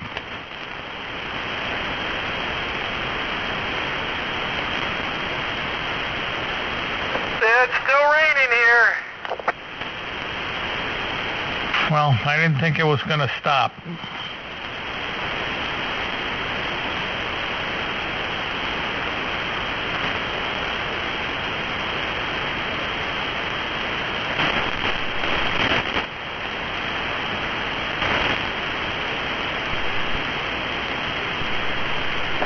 From Randy earlier today, he texted me. Well, he never showed up tonight, so he must be really tired. Yeah, he had to go. He was in the middle of something pretty heavy duty, so he's probably bushed.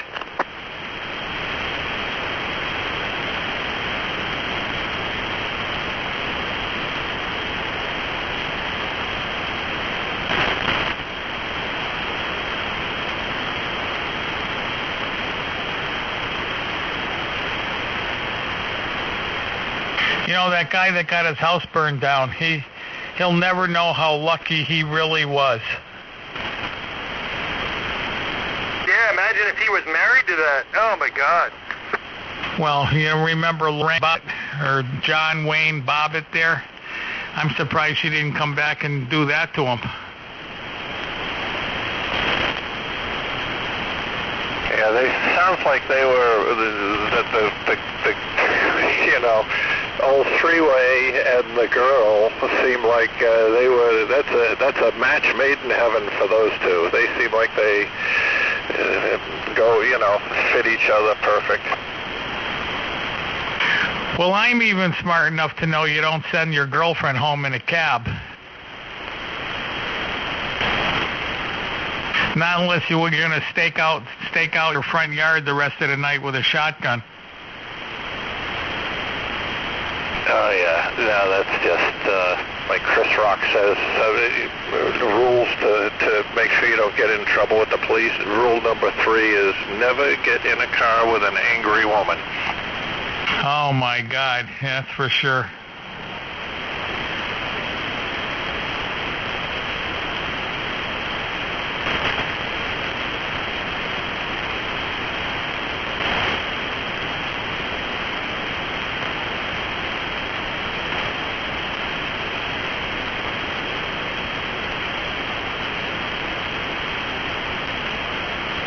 I just can't quite figure out if I feel sorry for that girl from the Hallmark Channel, or I feel sorry for her, or I just think she's getting what she's deserved. I really have mixed feelings over that. I wonder if she's getting bad advice and doesn't know any better, or they're telling her what she wants to hear. I don't know. I don't know either. Well, two girls were stuck in the same thing, and they're friends. One girl's name was Felicity, and she's not anywhere near as good looking as Lori Loughlin, but Felicity took the deal. They offered them both the same deal, and Felicity took the deal, and the other one was going to fight it. Now, Felicity's looking at a maximum of maybe 6 months in jail, and they said she may not get any time at all. But her maximum would be like 6 months. But it's a felony. It's a felony conviction. That's the problem. Now, the other one decided not to take it, and now they just charge her with 20 additional charges. So she's probably looking at 30 different federal charges. Right then alone, you're going to spend $5 million in lawyer fees. Yeah, I don't know. I don't know what she's thinking. Well, the only thing I could think of is, of course I'm older than she is, so I'm older, I'm wiser, but either she's really arrogant and stupid, or her lawyers just said, hey, this girl's worth $25 million. We're going to get 10 or 15 million out of her, so we'll just tell her to fight it. Yeah, boy, that's, well, of course, the lawyers are violating their oath, but I guess that happens a lot. Have you been following at all what's been going on with that lawyer that was trying to screw Trump with the stripper? No, not much. Every now and then I see something that they're interviewing people and there's something like that, but I think that guy's got a screw loose. He's looking at about 300 years in jail right now. 300 years. He won a $4 million lawsuit for a paraplegic guy, and he never gave him the money, and he spent it all. Hey, boy, I'll tell you, wow, that would talk about a dirtbag. And that's nothing. He had done the same thing to at least 3 or 4 other of his clients. He wins money, and then he keeps the money and never gives it to them. Or when they really drive him crazy, he'll give them $1,000 and say, hey, the money hasn't come in yet, but I'm going to loan you $1,000, so you just, I'll do my best to get it. And, he's just a real dirtbag. But just look at Trump's lawyer, Cohen. Look at that guy. Now, how can you be any lower than that? The stupid guy was recording every conversation, not only with Trump, but all his people. Yeah, some of you got to wonder. And then one of those people that got in trouble with the school deal was a guy. Okay, there's at least 20 to 30 people, but it's going to turn out to be more like probably a couple of hundred of them. But one of them was a guy, and the guy's in Florida, and he's also a very successful lawyer, and he pled guilty. Just when they offered him the deal, he took the deal, and one of the guys was critiquing what he did, and he said, "Guy knows that his license to practice law is gone because it's a felony, and he's all done. He can never be a lawyer again, but he still took the deal."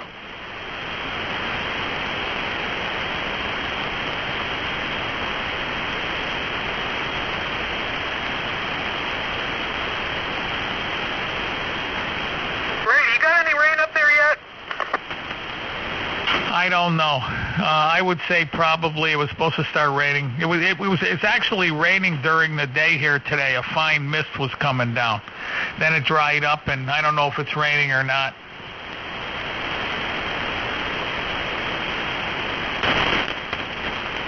It started raining here here about, I'm thinking around 6:30, 7 o'clock. Started a little mist. I don't know what it's doing right now. Yeah, we were 1 hour ahead of you. Hey, Mark. Yeah. I was going to ask you about your beverage antenna you installed. That I installed, or did you say stole? I don't know. Your receive antenna. What does it make? Well, I discovered that you can't run a beverage underneath of a loop parallel to the current of the induced wire wattage, so that one had to go away. But I can have one that's perpendicular down the middle of the loop, perpendicular to the current flow. It doesn't cause a problem, but it receives pretty good. So there's 3 conductors that go out 6 foot above the ground at about, I'd say 100 feet, that go out to the corner, the one corner of the loop underneath to a light bulb for a resistor to ground. So you have 2 of them at 100 foot? 3 of them. There's 3 of them now. I added a 3rd one. Yeah, okay. And what do you have a receive antenna for your radio that transmits, that separates them? No, they're all connected in parallel. They're just one antenna. I just have 3 wires on there to increase the sensitivity a little bit. And there's a resistor at the far end. So it seems to be a little directional, but it's so short, how can you tell? Really what it's for is to reduce the lightning and man-made noise and static and all that jazz. It makes you guys come right up real nice and strong and takes all that lightning garbage and interference and just drops it right to the floor. So it's working out pretty well. It's fed with 75 ohm. We're feeding it with RG11, and there's no balun or transformer at the feed. It's just directly to the wire. That's good. Then what was I going to ask you? Now, how are you switching in at your radio from your transmit antenna to your receive? It's one of the other nice things that a Kenwood 2000 has the capability of doing for you. It's got a beverage receive antenna port on the back and does switching automatically for you. Okay, yeah, I had to make a separate switch for mine that when I keyed up it relayed it and changed it. All right, I was just curious how it worked out. How high off the ground did you put it? It's about 6 feet. It's about 6 feet. High enough that you can walk underneath of it. That it's about a couple inches above your head. Nice. Okay, I was just wondering how it worked out and what your design was. KA3SDK. Yeah, I'm going to bed. I'm crashing here. I'm very tired for some reason, so I'm going to go to bed, and I will see you guys tomorrow, N1 DVL. Don't drink the tea. That's what I'm going to do. I'm going to go make a cup of tea and have a couple cookies and see if it works. Good night, Ray. Excellent. Have a good night. 7-3, Ray. Catch you tomorrow. Yep, 7-3, everybody. Oh, Ray, I thought you were going to do it and be at the radio. That way we can tell whether or not you're getting sleepy or not.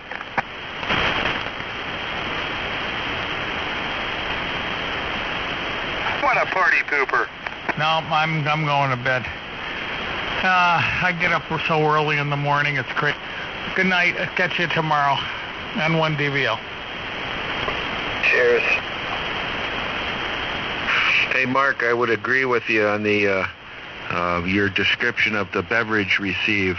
I got like S7 noise level on the loop, but it's 0 on my beverage on the ground, and it just makes everybody just sound great. Yeah, that's exactly what I use it for. I mean, it's really not long enough to be super directional for DX or anything like that. I don't have the width of the property at that direction to really be able to get too crazy with it. But with the 3 of them together in parallel and the width of the total conductor between all 3 conductors, the width of it makes it look electrically much longer. It seems to work out really, really well. I haven't had too many problems with it, so we're just chugging along. This is probably the 4th night that I've had it. The first night was 1 wire. Second night was 2, and then tonight is 3. The first 2 nights was 1, and then tonight would be the 3 wires on it. So we'll use it for a while and try it on different conditions and see how it all works out in 3 or more. So, Carl, it sounds like you have a Donald Trump beverage.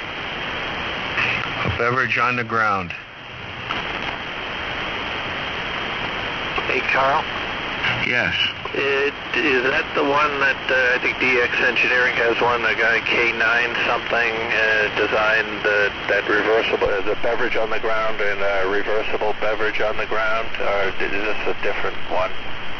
No, it's that guy. It's like K9SV or something like that, and I did get it from DX Engineering, but it's the little transformer. It's only just for a single wire. There's no reversing or anything, although they do have reversible ones where you get a different setup for it. But I just ran 210 feet of wire out into the woods, and I haven't terminated it, but one of my things I'm going to do now that the snow is gone is I'm going to put a ground rod at the end and see how it fares when it's terminated at the end. Yeah, that's good to hear. And it's beautiful, and it's making 1930 great again. Ray was mentioning them earlier, a couple of weeks ago. So that's good to hear. I might take a peek at that after I get my current projects out of the way. KTT. Okay, yeah, okay, I get it now. Yes, making 1930 great again. Okay, right over my head.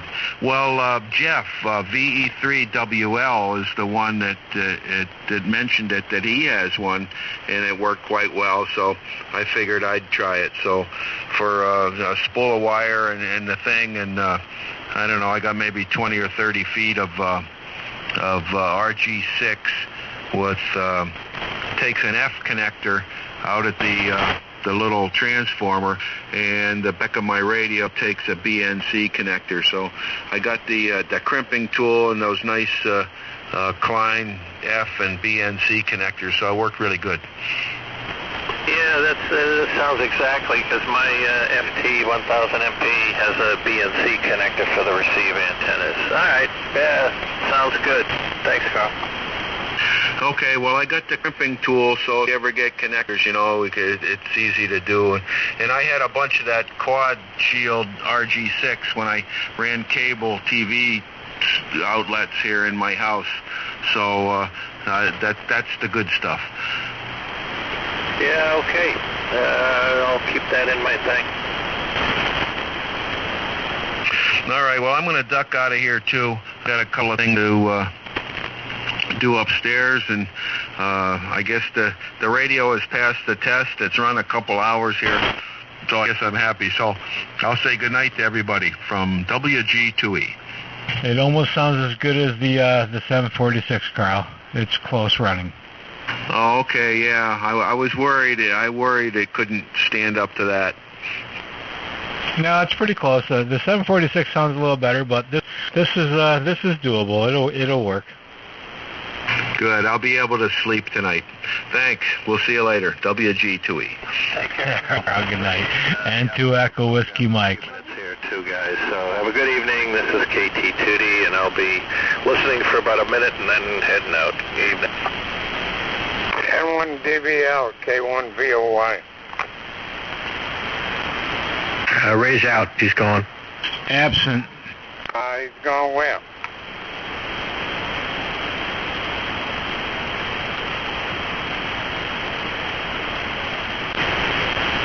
N1DBL, K1VOY.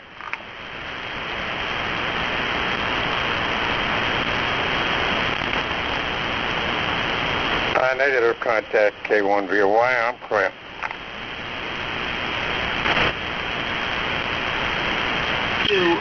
N2EWM, QSY. Still in there, Mark? I am. Go ahead. Okay. Yeah, I was just going to question you.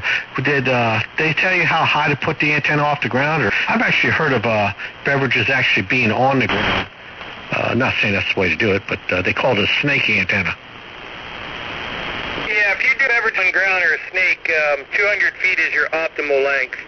If you do a beverage at 6 feet or 3 or 6 feet, your optimal length is 1 wavelength or 1 1/4 wavelength. Yeah, I was thinking about toying around with it, but I don't know. For me to do it, I don't think my yard's big enough, and it's going to be too close to the underneath of the dipole. So it may not work out so well, but that doesn't mean it won't work. I'd have to just try it. Well, like I discovered, you're going to find out that if it's parallel to the current of the antenna when you're powering it, you're going to induce a lot of energy into the beverage, and it's going to come back and possibly RF into the shack. Definitely RF into the shack was my problem. The rig, I'd go to key the rig up and it would just turn the amplifier into a giant squeal machine. So I had to make some changes. That's why I can't go east-west, which really isn't a big deal because I don't get a whole lot east-west anyway, and it seems to do pretty good west far enough that I need it anyway. So it hasn't been a problem for me, and if it becomes a real issue, I can go to another design or try something different, N3 or more. You know, I don't know if you need it, but if you have a preamp on it, you know they make a real nice little box. DX Engineering sells one. It's quite expensive though, but they sell the box you put on your beverage so that it will shunt the voltage coming on it when it gets into and keeps it from going into your preamp and wiping it out. Yeah, that probably should have something like that. Some kind of disconnect before radio. Because obviously inside the radio it's not happy when I have energy coming back like that. So whatever the distance is on the relay on the board or the radio or whatever, it's just right into the shell of the radio from the receive antenna side. I induced way too much power gets induced into it because it was almost a resonant length. So yeah, I'll have to come up probably something like that. That's a good idea. Obviously a separate switch if I want to continue, if I want to pursue that any further in that direction. Yeah, I have an antenna switch on my radio here for switching my inverted L, and I could put a beverage on it if I want to. But it's a real nice little thing. I got something for it. Got something like that on my SDRs, and it's a SDR receive protector, and it's only you can get them on eBay for about $13, $14. But the one from DX Engineering is like about 75 or 80.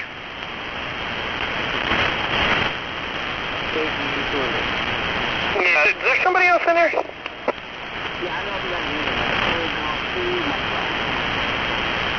Can you hear him? Very lightly. Let me turn off my attenuator. Station, try again, please.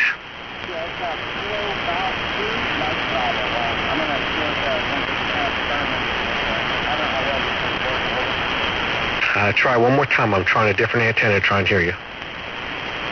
Yeah, it's Kilo Golf 2 Bravo, over. No, I'm sorry.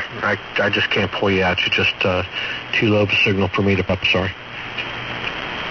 Yeah, it just drops under my squelch, and because I have to have my squelch set at a certain point for the crossband to work properly. So sorry about that. We did hear your voice. You were making it out, but Is it do something? they're probably still weird anyway from the coronal hole that spun back around and swept us with a high latitude aurora warning last night. So we're probably still recovering from that. All right, I'm gonna put it down there. I'll let it go. Kilo Golf 2 Bravo, What was this? What was the call again?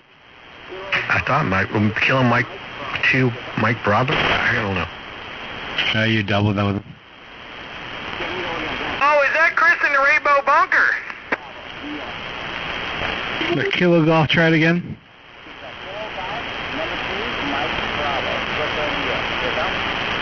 Roger, Roger. Kilo Golf 2 Mike Bravo. Go ahead. Yeah, I'm working on an experimental antenna here. And said going to a 91 balance about, maybe 105 feet of wire. So I'm going to turn it around in the house. So I'm just experimenting with this one. A lot of rain down. I can go outside and Roger, Roger. What's your QTH? In Brooklyn, New York. Okay, welcome to Binghamton, New York. The call here is November 2 Echo Whiskey Mike.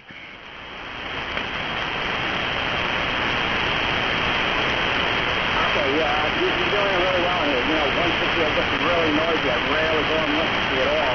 Usually I'm on, if 15 is open, I go on that, or 10, or 20. But you guys are doing it here. I'm only doing I'm on an Icon 7300, doing about, I don't know, maybe 50 or 60 watts.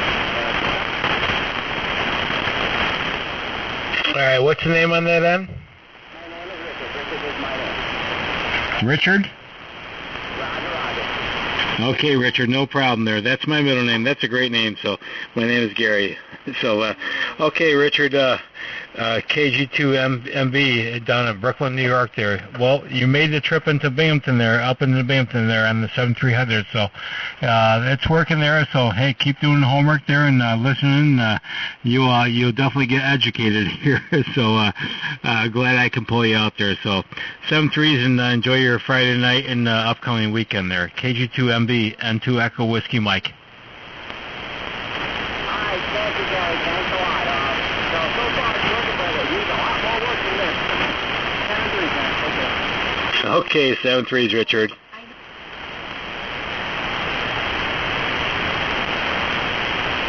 Yeah, he was just barely cracking over the squelch sometimes, and when I could hear his voice, but then he dropped back down under.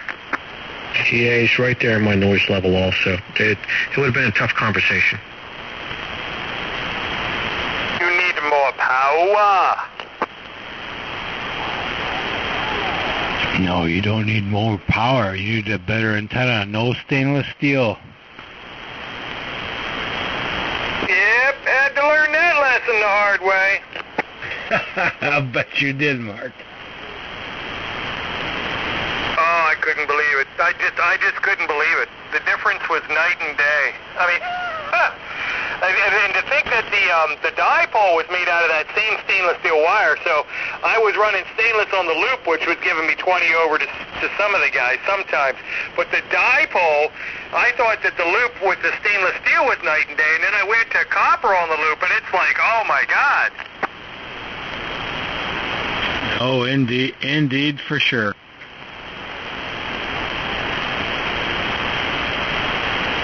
Mark, are you going to the picnic?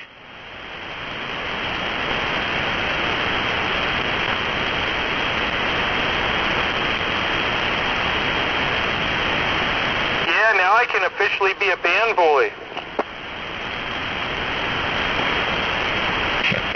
Was that a yes or no? Yes or no what? I asked you a question. Oh, you did ask it again. Are you going to the picnic? The answer to that's probably no. What do you mean no? After all this, every night for the past endeavor and all the punishment that you've endeavored, and you're not going to go. You're not going to show up to the picnic. I can have him drop ship a cardboard cutout. Would that be close enough? It'd be something to shoot at, I guess. I'll have to take my bow with me. Don't miss. Oh, trust me, I won't.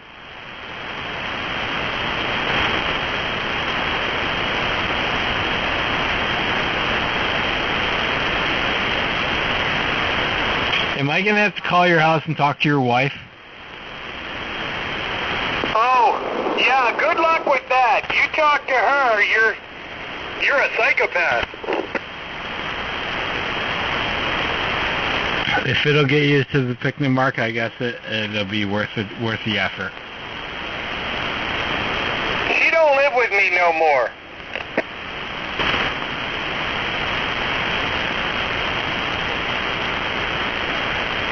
Well, I don't know if that's good or bad. You're too fast. You got to remember, my squelch tail has to drop. I heard bad, good or bad. What? I don't know if that answer is good or bad, so I'll just leave it at that there. But no, I would assume that you're going to make it to the picnic there. I'll just answer it like this, like MLK said, free at last, thank God Almighty, we're free at last.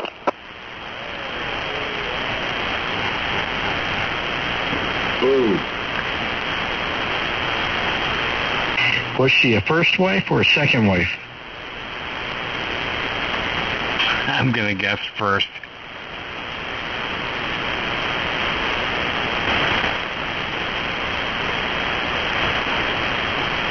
I guess you don't want to answer that one. Can I get a concur, Mark? A concur with what? See, you're being too fast on that, Mike. You can't just make it quick. You gotta key the mic, go 1/1000, and then start talking.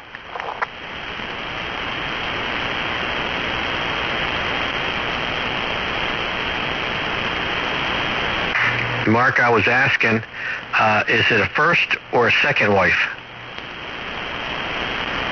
Second. Oh man, didn't learn after the first, huh? I learned this time, brother. You know, it's funny. My wife asked me, if anything happened to me, would you get married again? Look at her and say, hell no. I love it. And he's still not allowed to come to the party. With a straight face to her face. Yeah, I know who wears the pants in that family. Nah, getting married once is enough for anybody. Like my dad says, marriage is a wonderful institution. But then you have to think about it. Who wants to live in an institution? Psychopaths.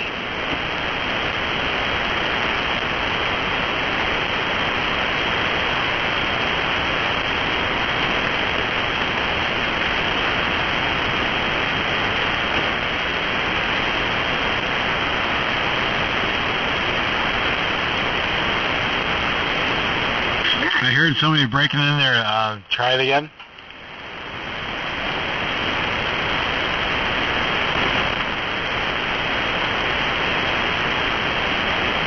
Or it might have been something about a comment about Mark's marriage. Oh, people just love to make comments about bad marriages, failed marriages, people that have had problems with marriages. There's just no end to the comments that you get. All the little mascots come out of the woodwork, and they've all got something to add. Well, I tell you what, my oldest sister was married. She's on her fifth husband.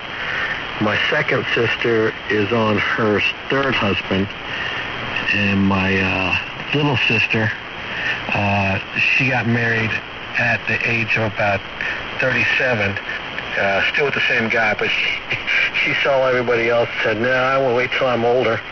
And I was lucky. I had a good wife, and got married her at 18, and I was 21, and still married after about 40 years.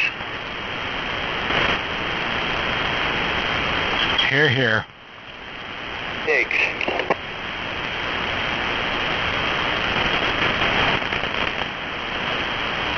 Well, I'm guessing you hold the title in your family. Oh, we get along good. I was lucky. I found me a good wife. But not everybody's that lucky, I guess. It's one of those things. But and my sisters, they want me to get to know the new husbands. I said, man, they keep complaining about their husbands. And I say, it's always the husbands. Maybe there's something wrong with you.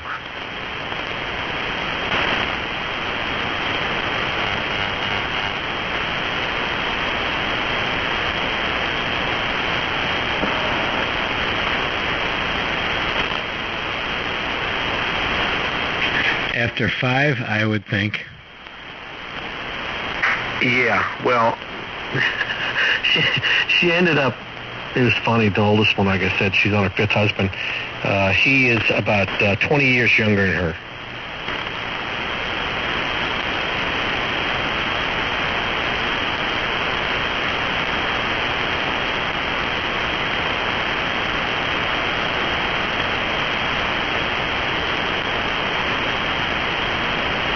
And I think she's too old to get married again. She's 67.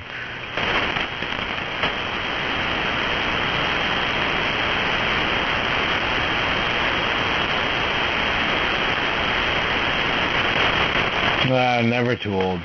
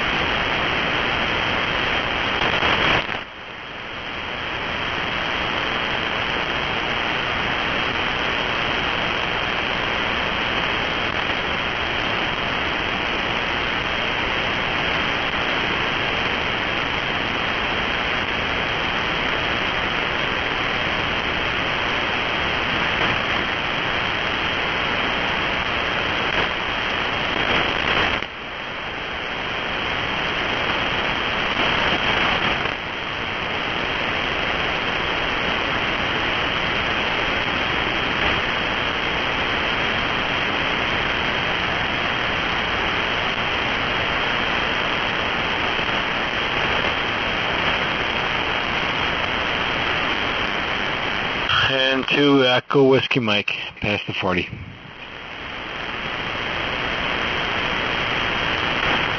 KA3SVK.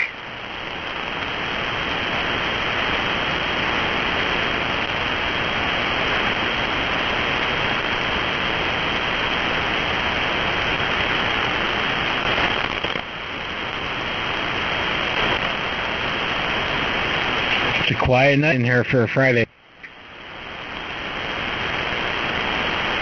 Yeah, it is. Well, Randy's usually in here too, and everybody hangs out for a little bit, but it doesn't seem to be that way today.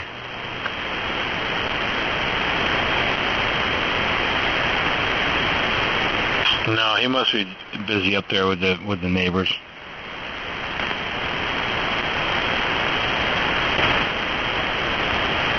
Yeah, I sort of haven't been in here in a while, probably about a week, but just had to do things that just couldn't get on the air.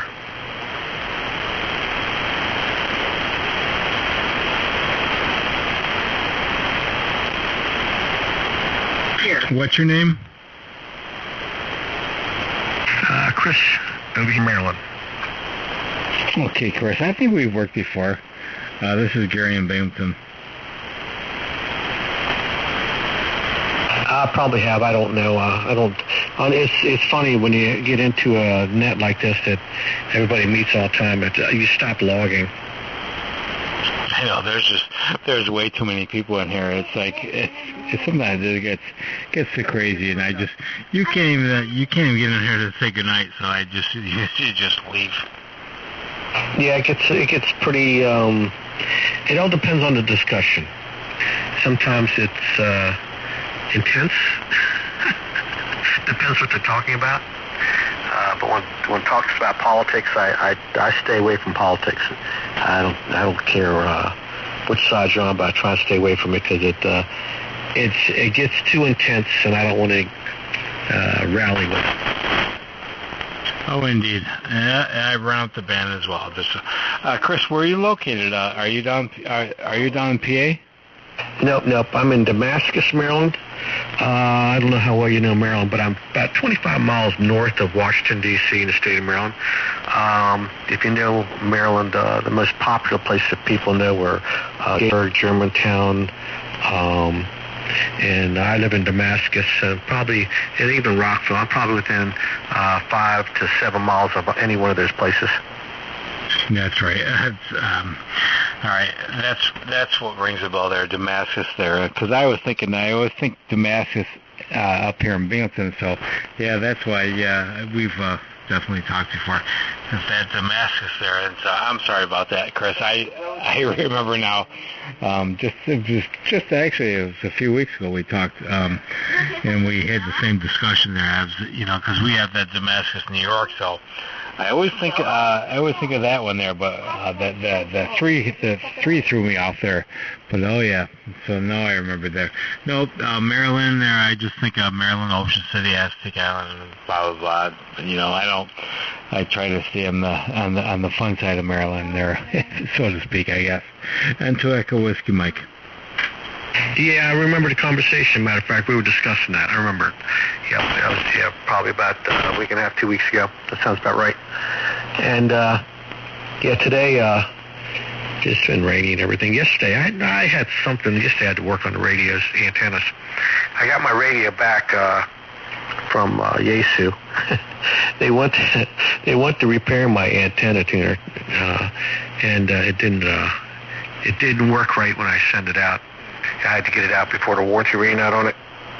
So they fixed it, but in the process of fixing it, they also managed to take my receive, and it was disappeared.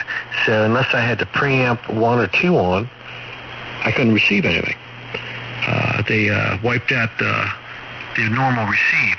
There's a 1/10 watt resistor in there, which is a stupid way to do it. But if the incoming signal gets up too great, it'll burn out the 10th watt resistor, and it will stop receiving on normals, and they'll go to the preamps. And why they did that, I have no idea. So it's just really bad design. So, but the radio was working fine prior to me sending it out, so I don't know what they did to it. It could be that, or it could be something else. So, my radio's back out again. Hopefully I'll get it back in a reasonable amount of time. It was going for 3 weeks plus last time, so hopefully it won't be going for that long again. But I'm on the 7300 tonight, and little radio. I purchased this for my birthday, and I really like it. Well, it's that radio is doing a good job there, and there's many out there that run that same rig there, and with the hand mic, and boy, it's just you can't. It's unstoppable, and I know quite a few that I talk to every night that run that rig there, and I don't know, Chris, if you can beat that there.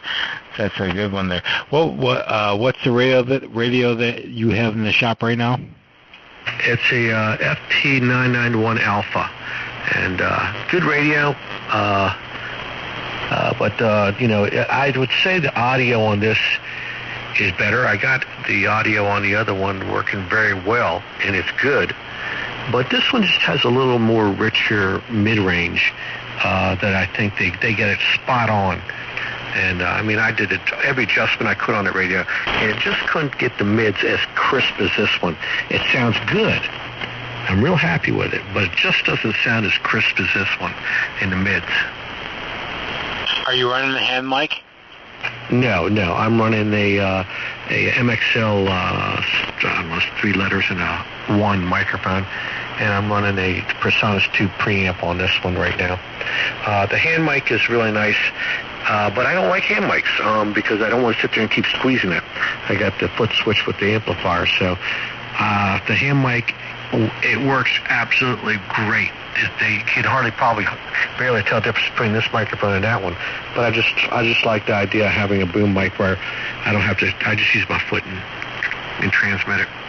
And on the other radio, I use a RE320 with a PreSonus 2 preamp to drive that one there. Go ahead. Okay, roger that. Yeah, no, I end up your pain. No, I feel that. I too, I'm running the MXL as well. Probably the same mic, but yeah, it's nothing like just having the boom mic there with just running the foot switch as well. So, but I run my amp alternatively. So I have foot for the amp and a hand switch for the mic there. I don't know. Sometimes I prefer that. Sometimes it's good, sometimes it's bad. But I don't know. I really don't have a good answer for that, Chris.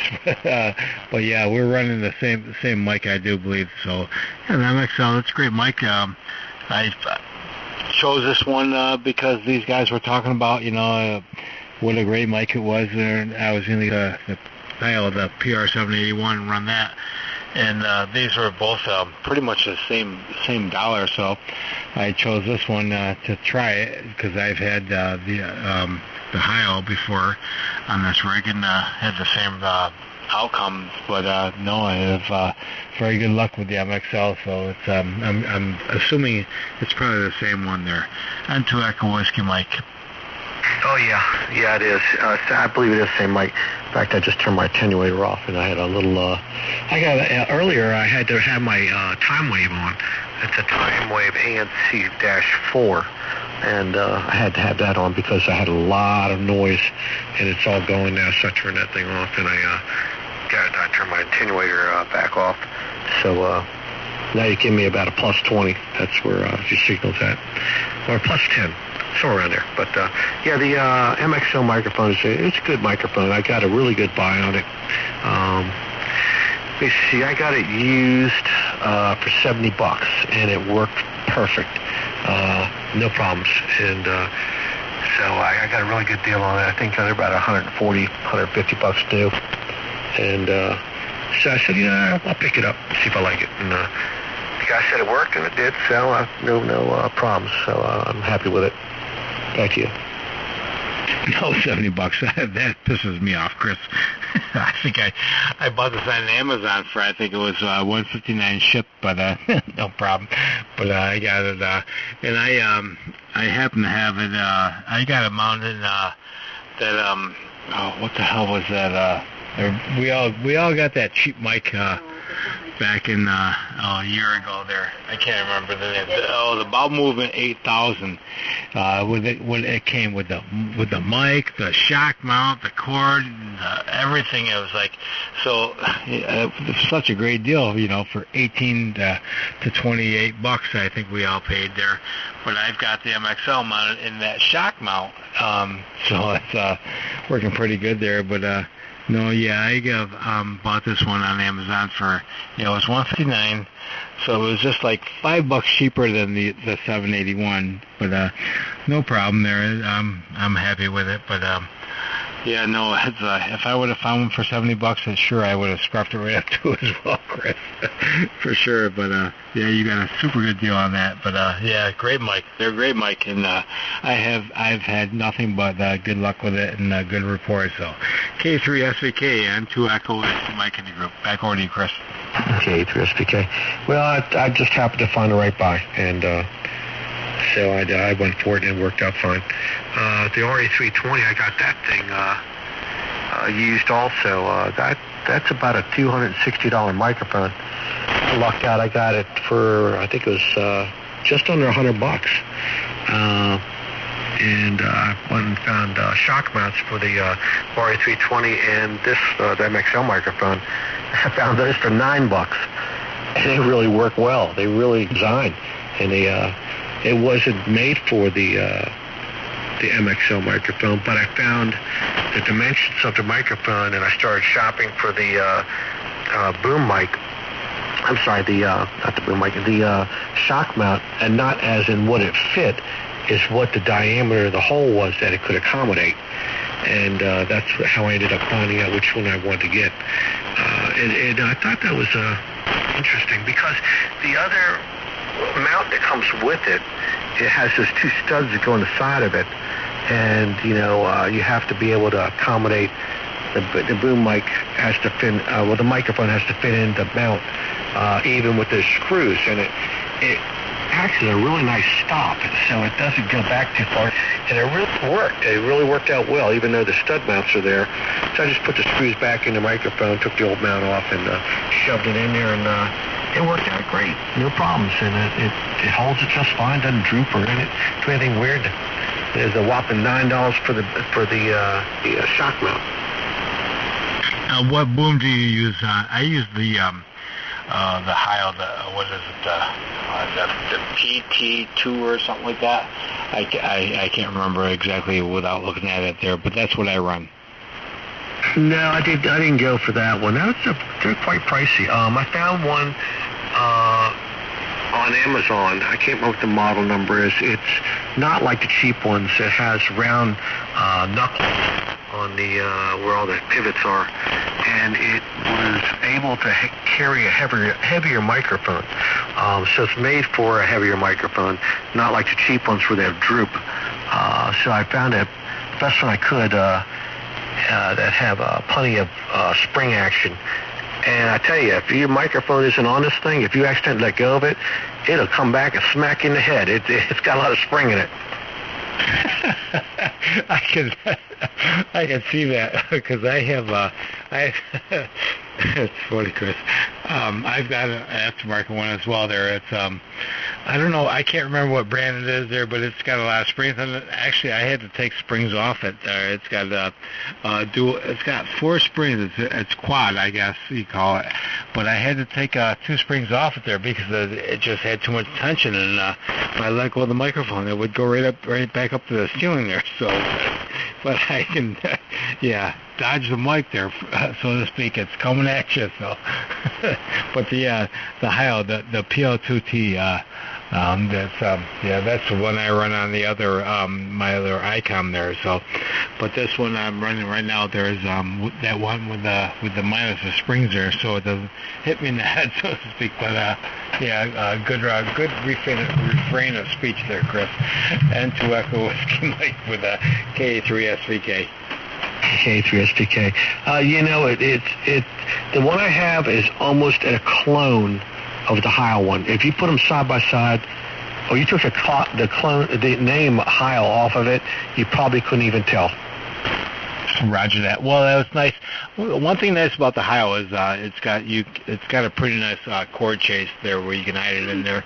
Where this one came with the cord chase in it, and it's not suitable for my microphone that I run, so I have to run an alternate alongside it there. And I guess they must have ran the cord through there and put their own cable on. I don't know if it's configured for Yaesu or what, but it's definitely not for what I use. But and it's not such a big deal, you know. I just run the other cord right alongside there. It's not very noticeable, but nobody else would notice but me. But yeah, so to speak.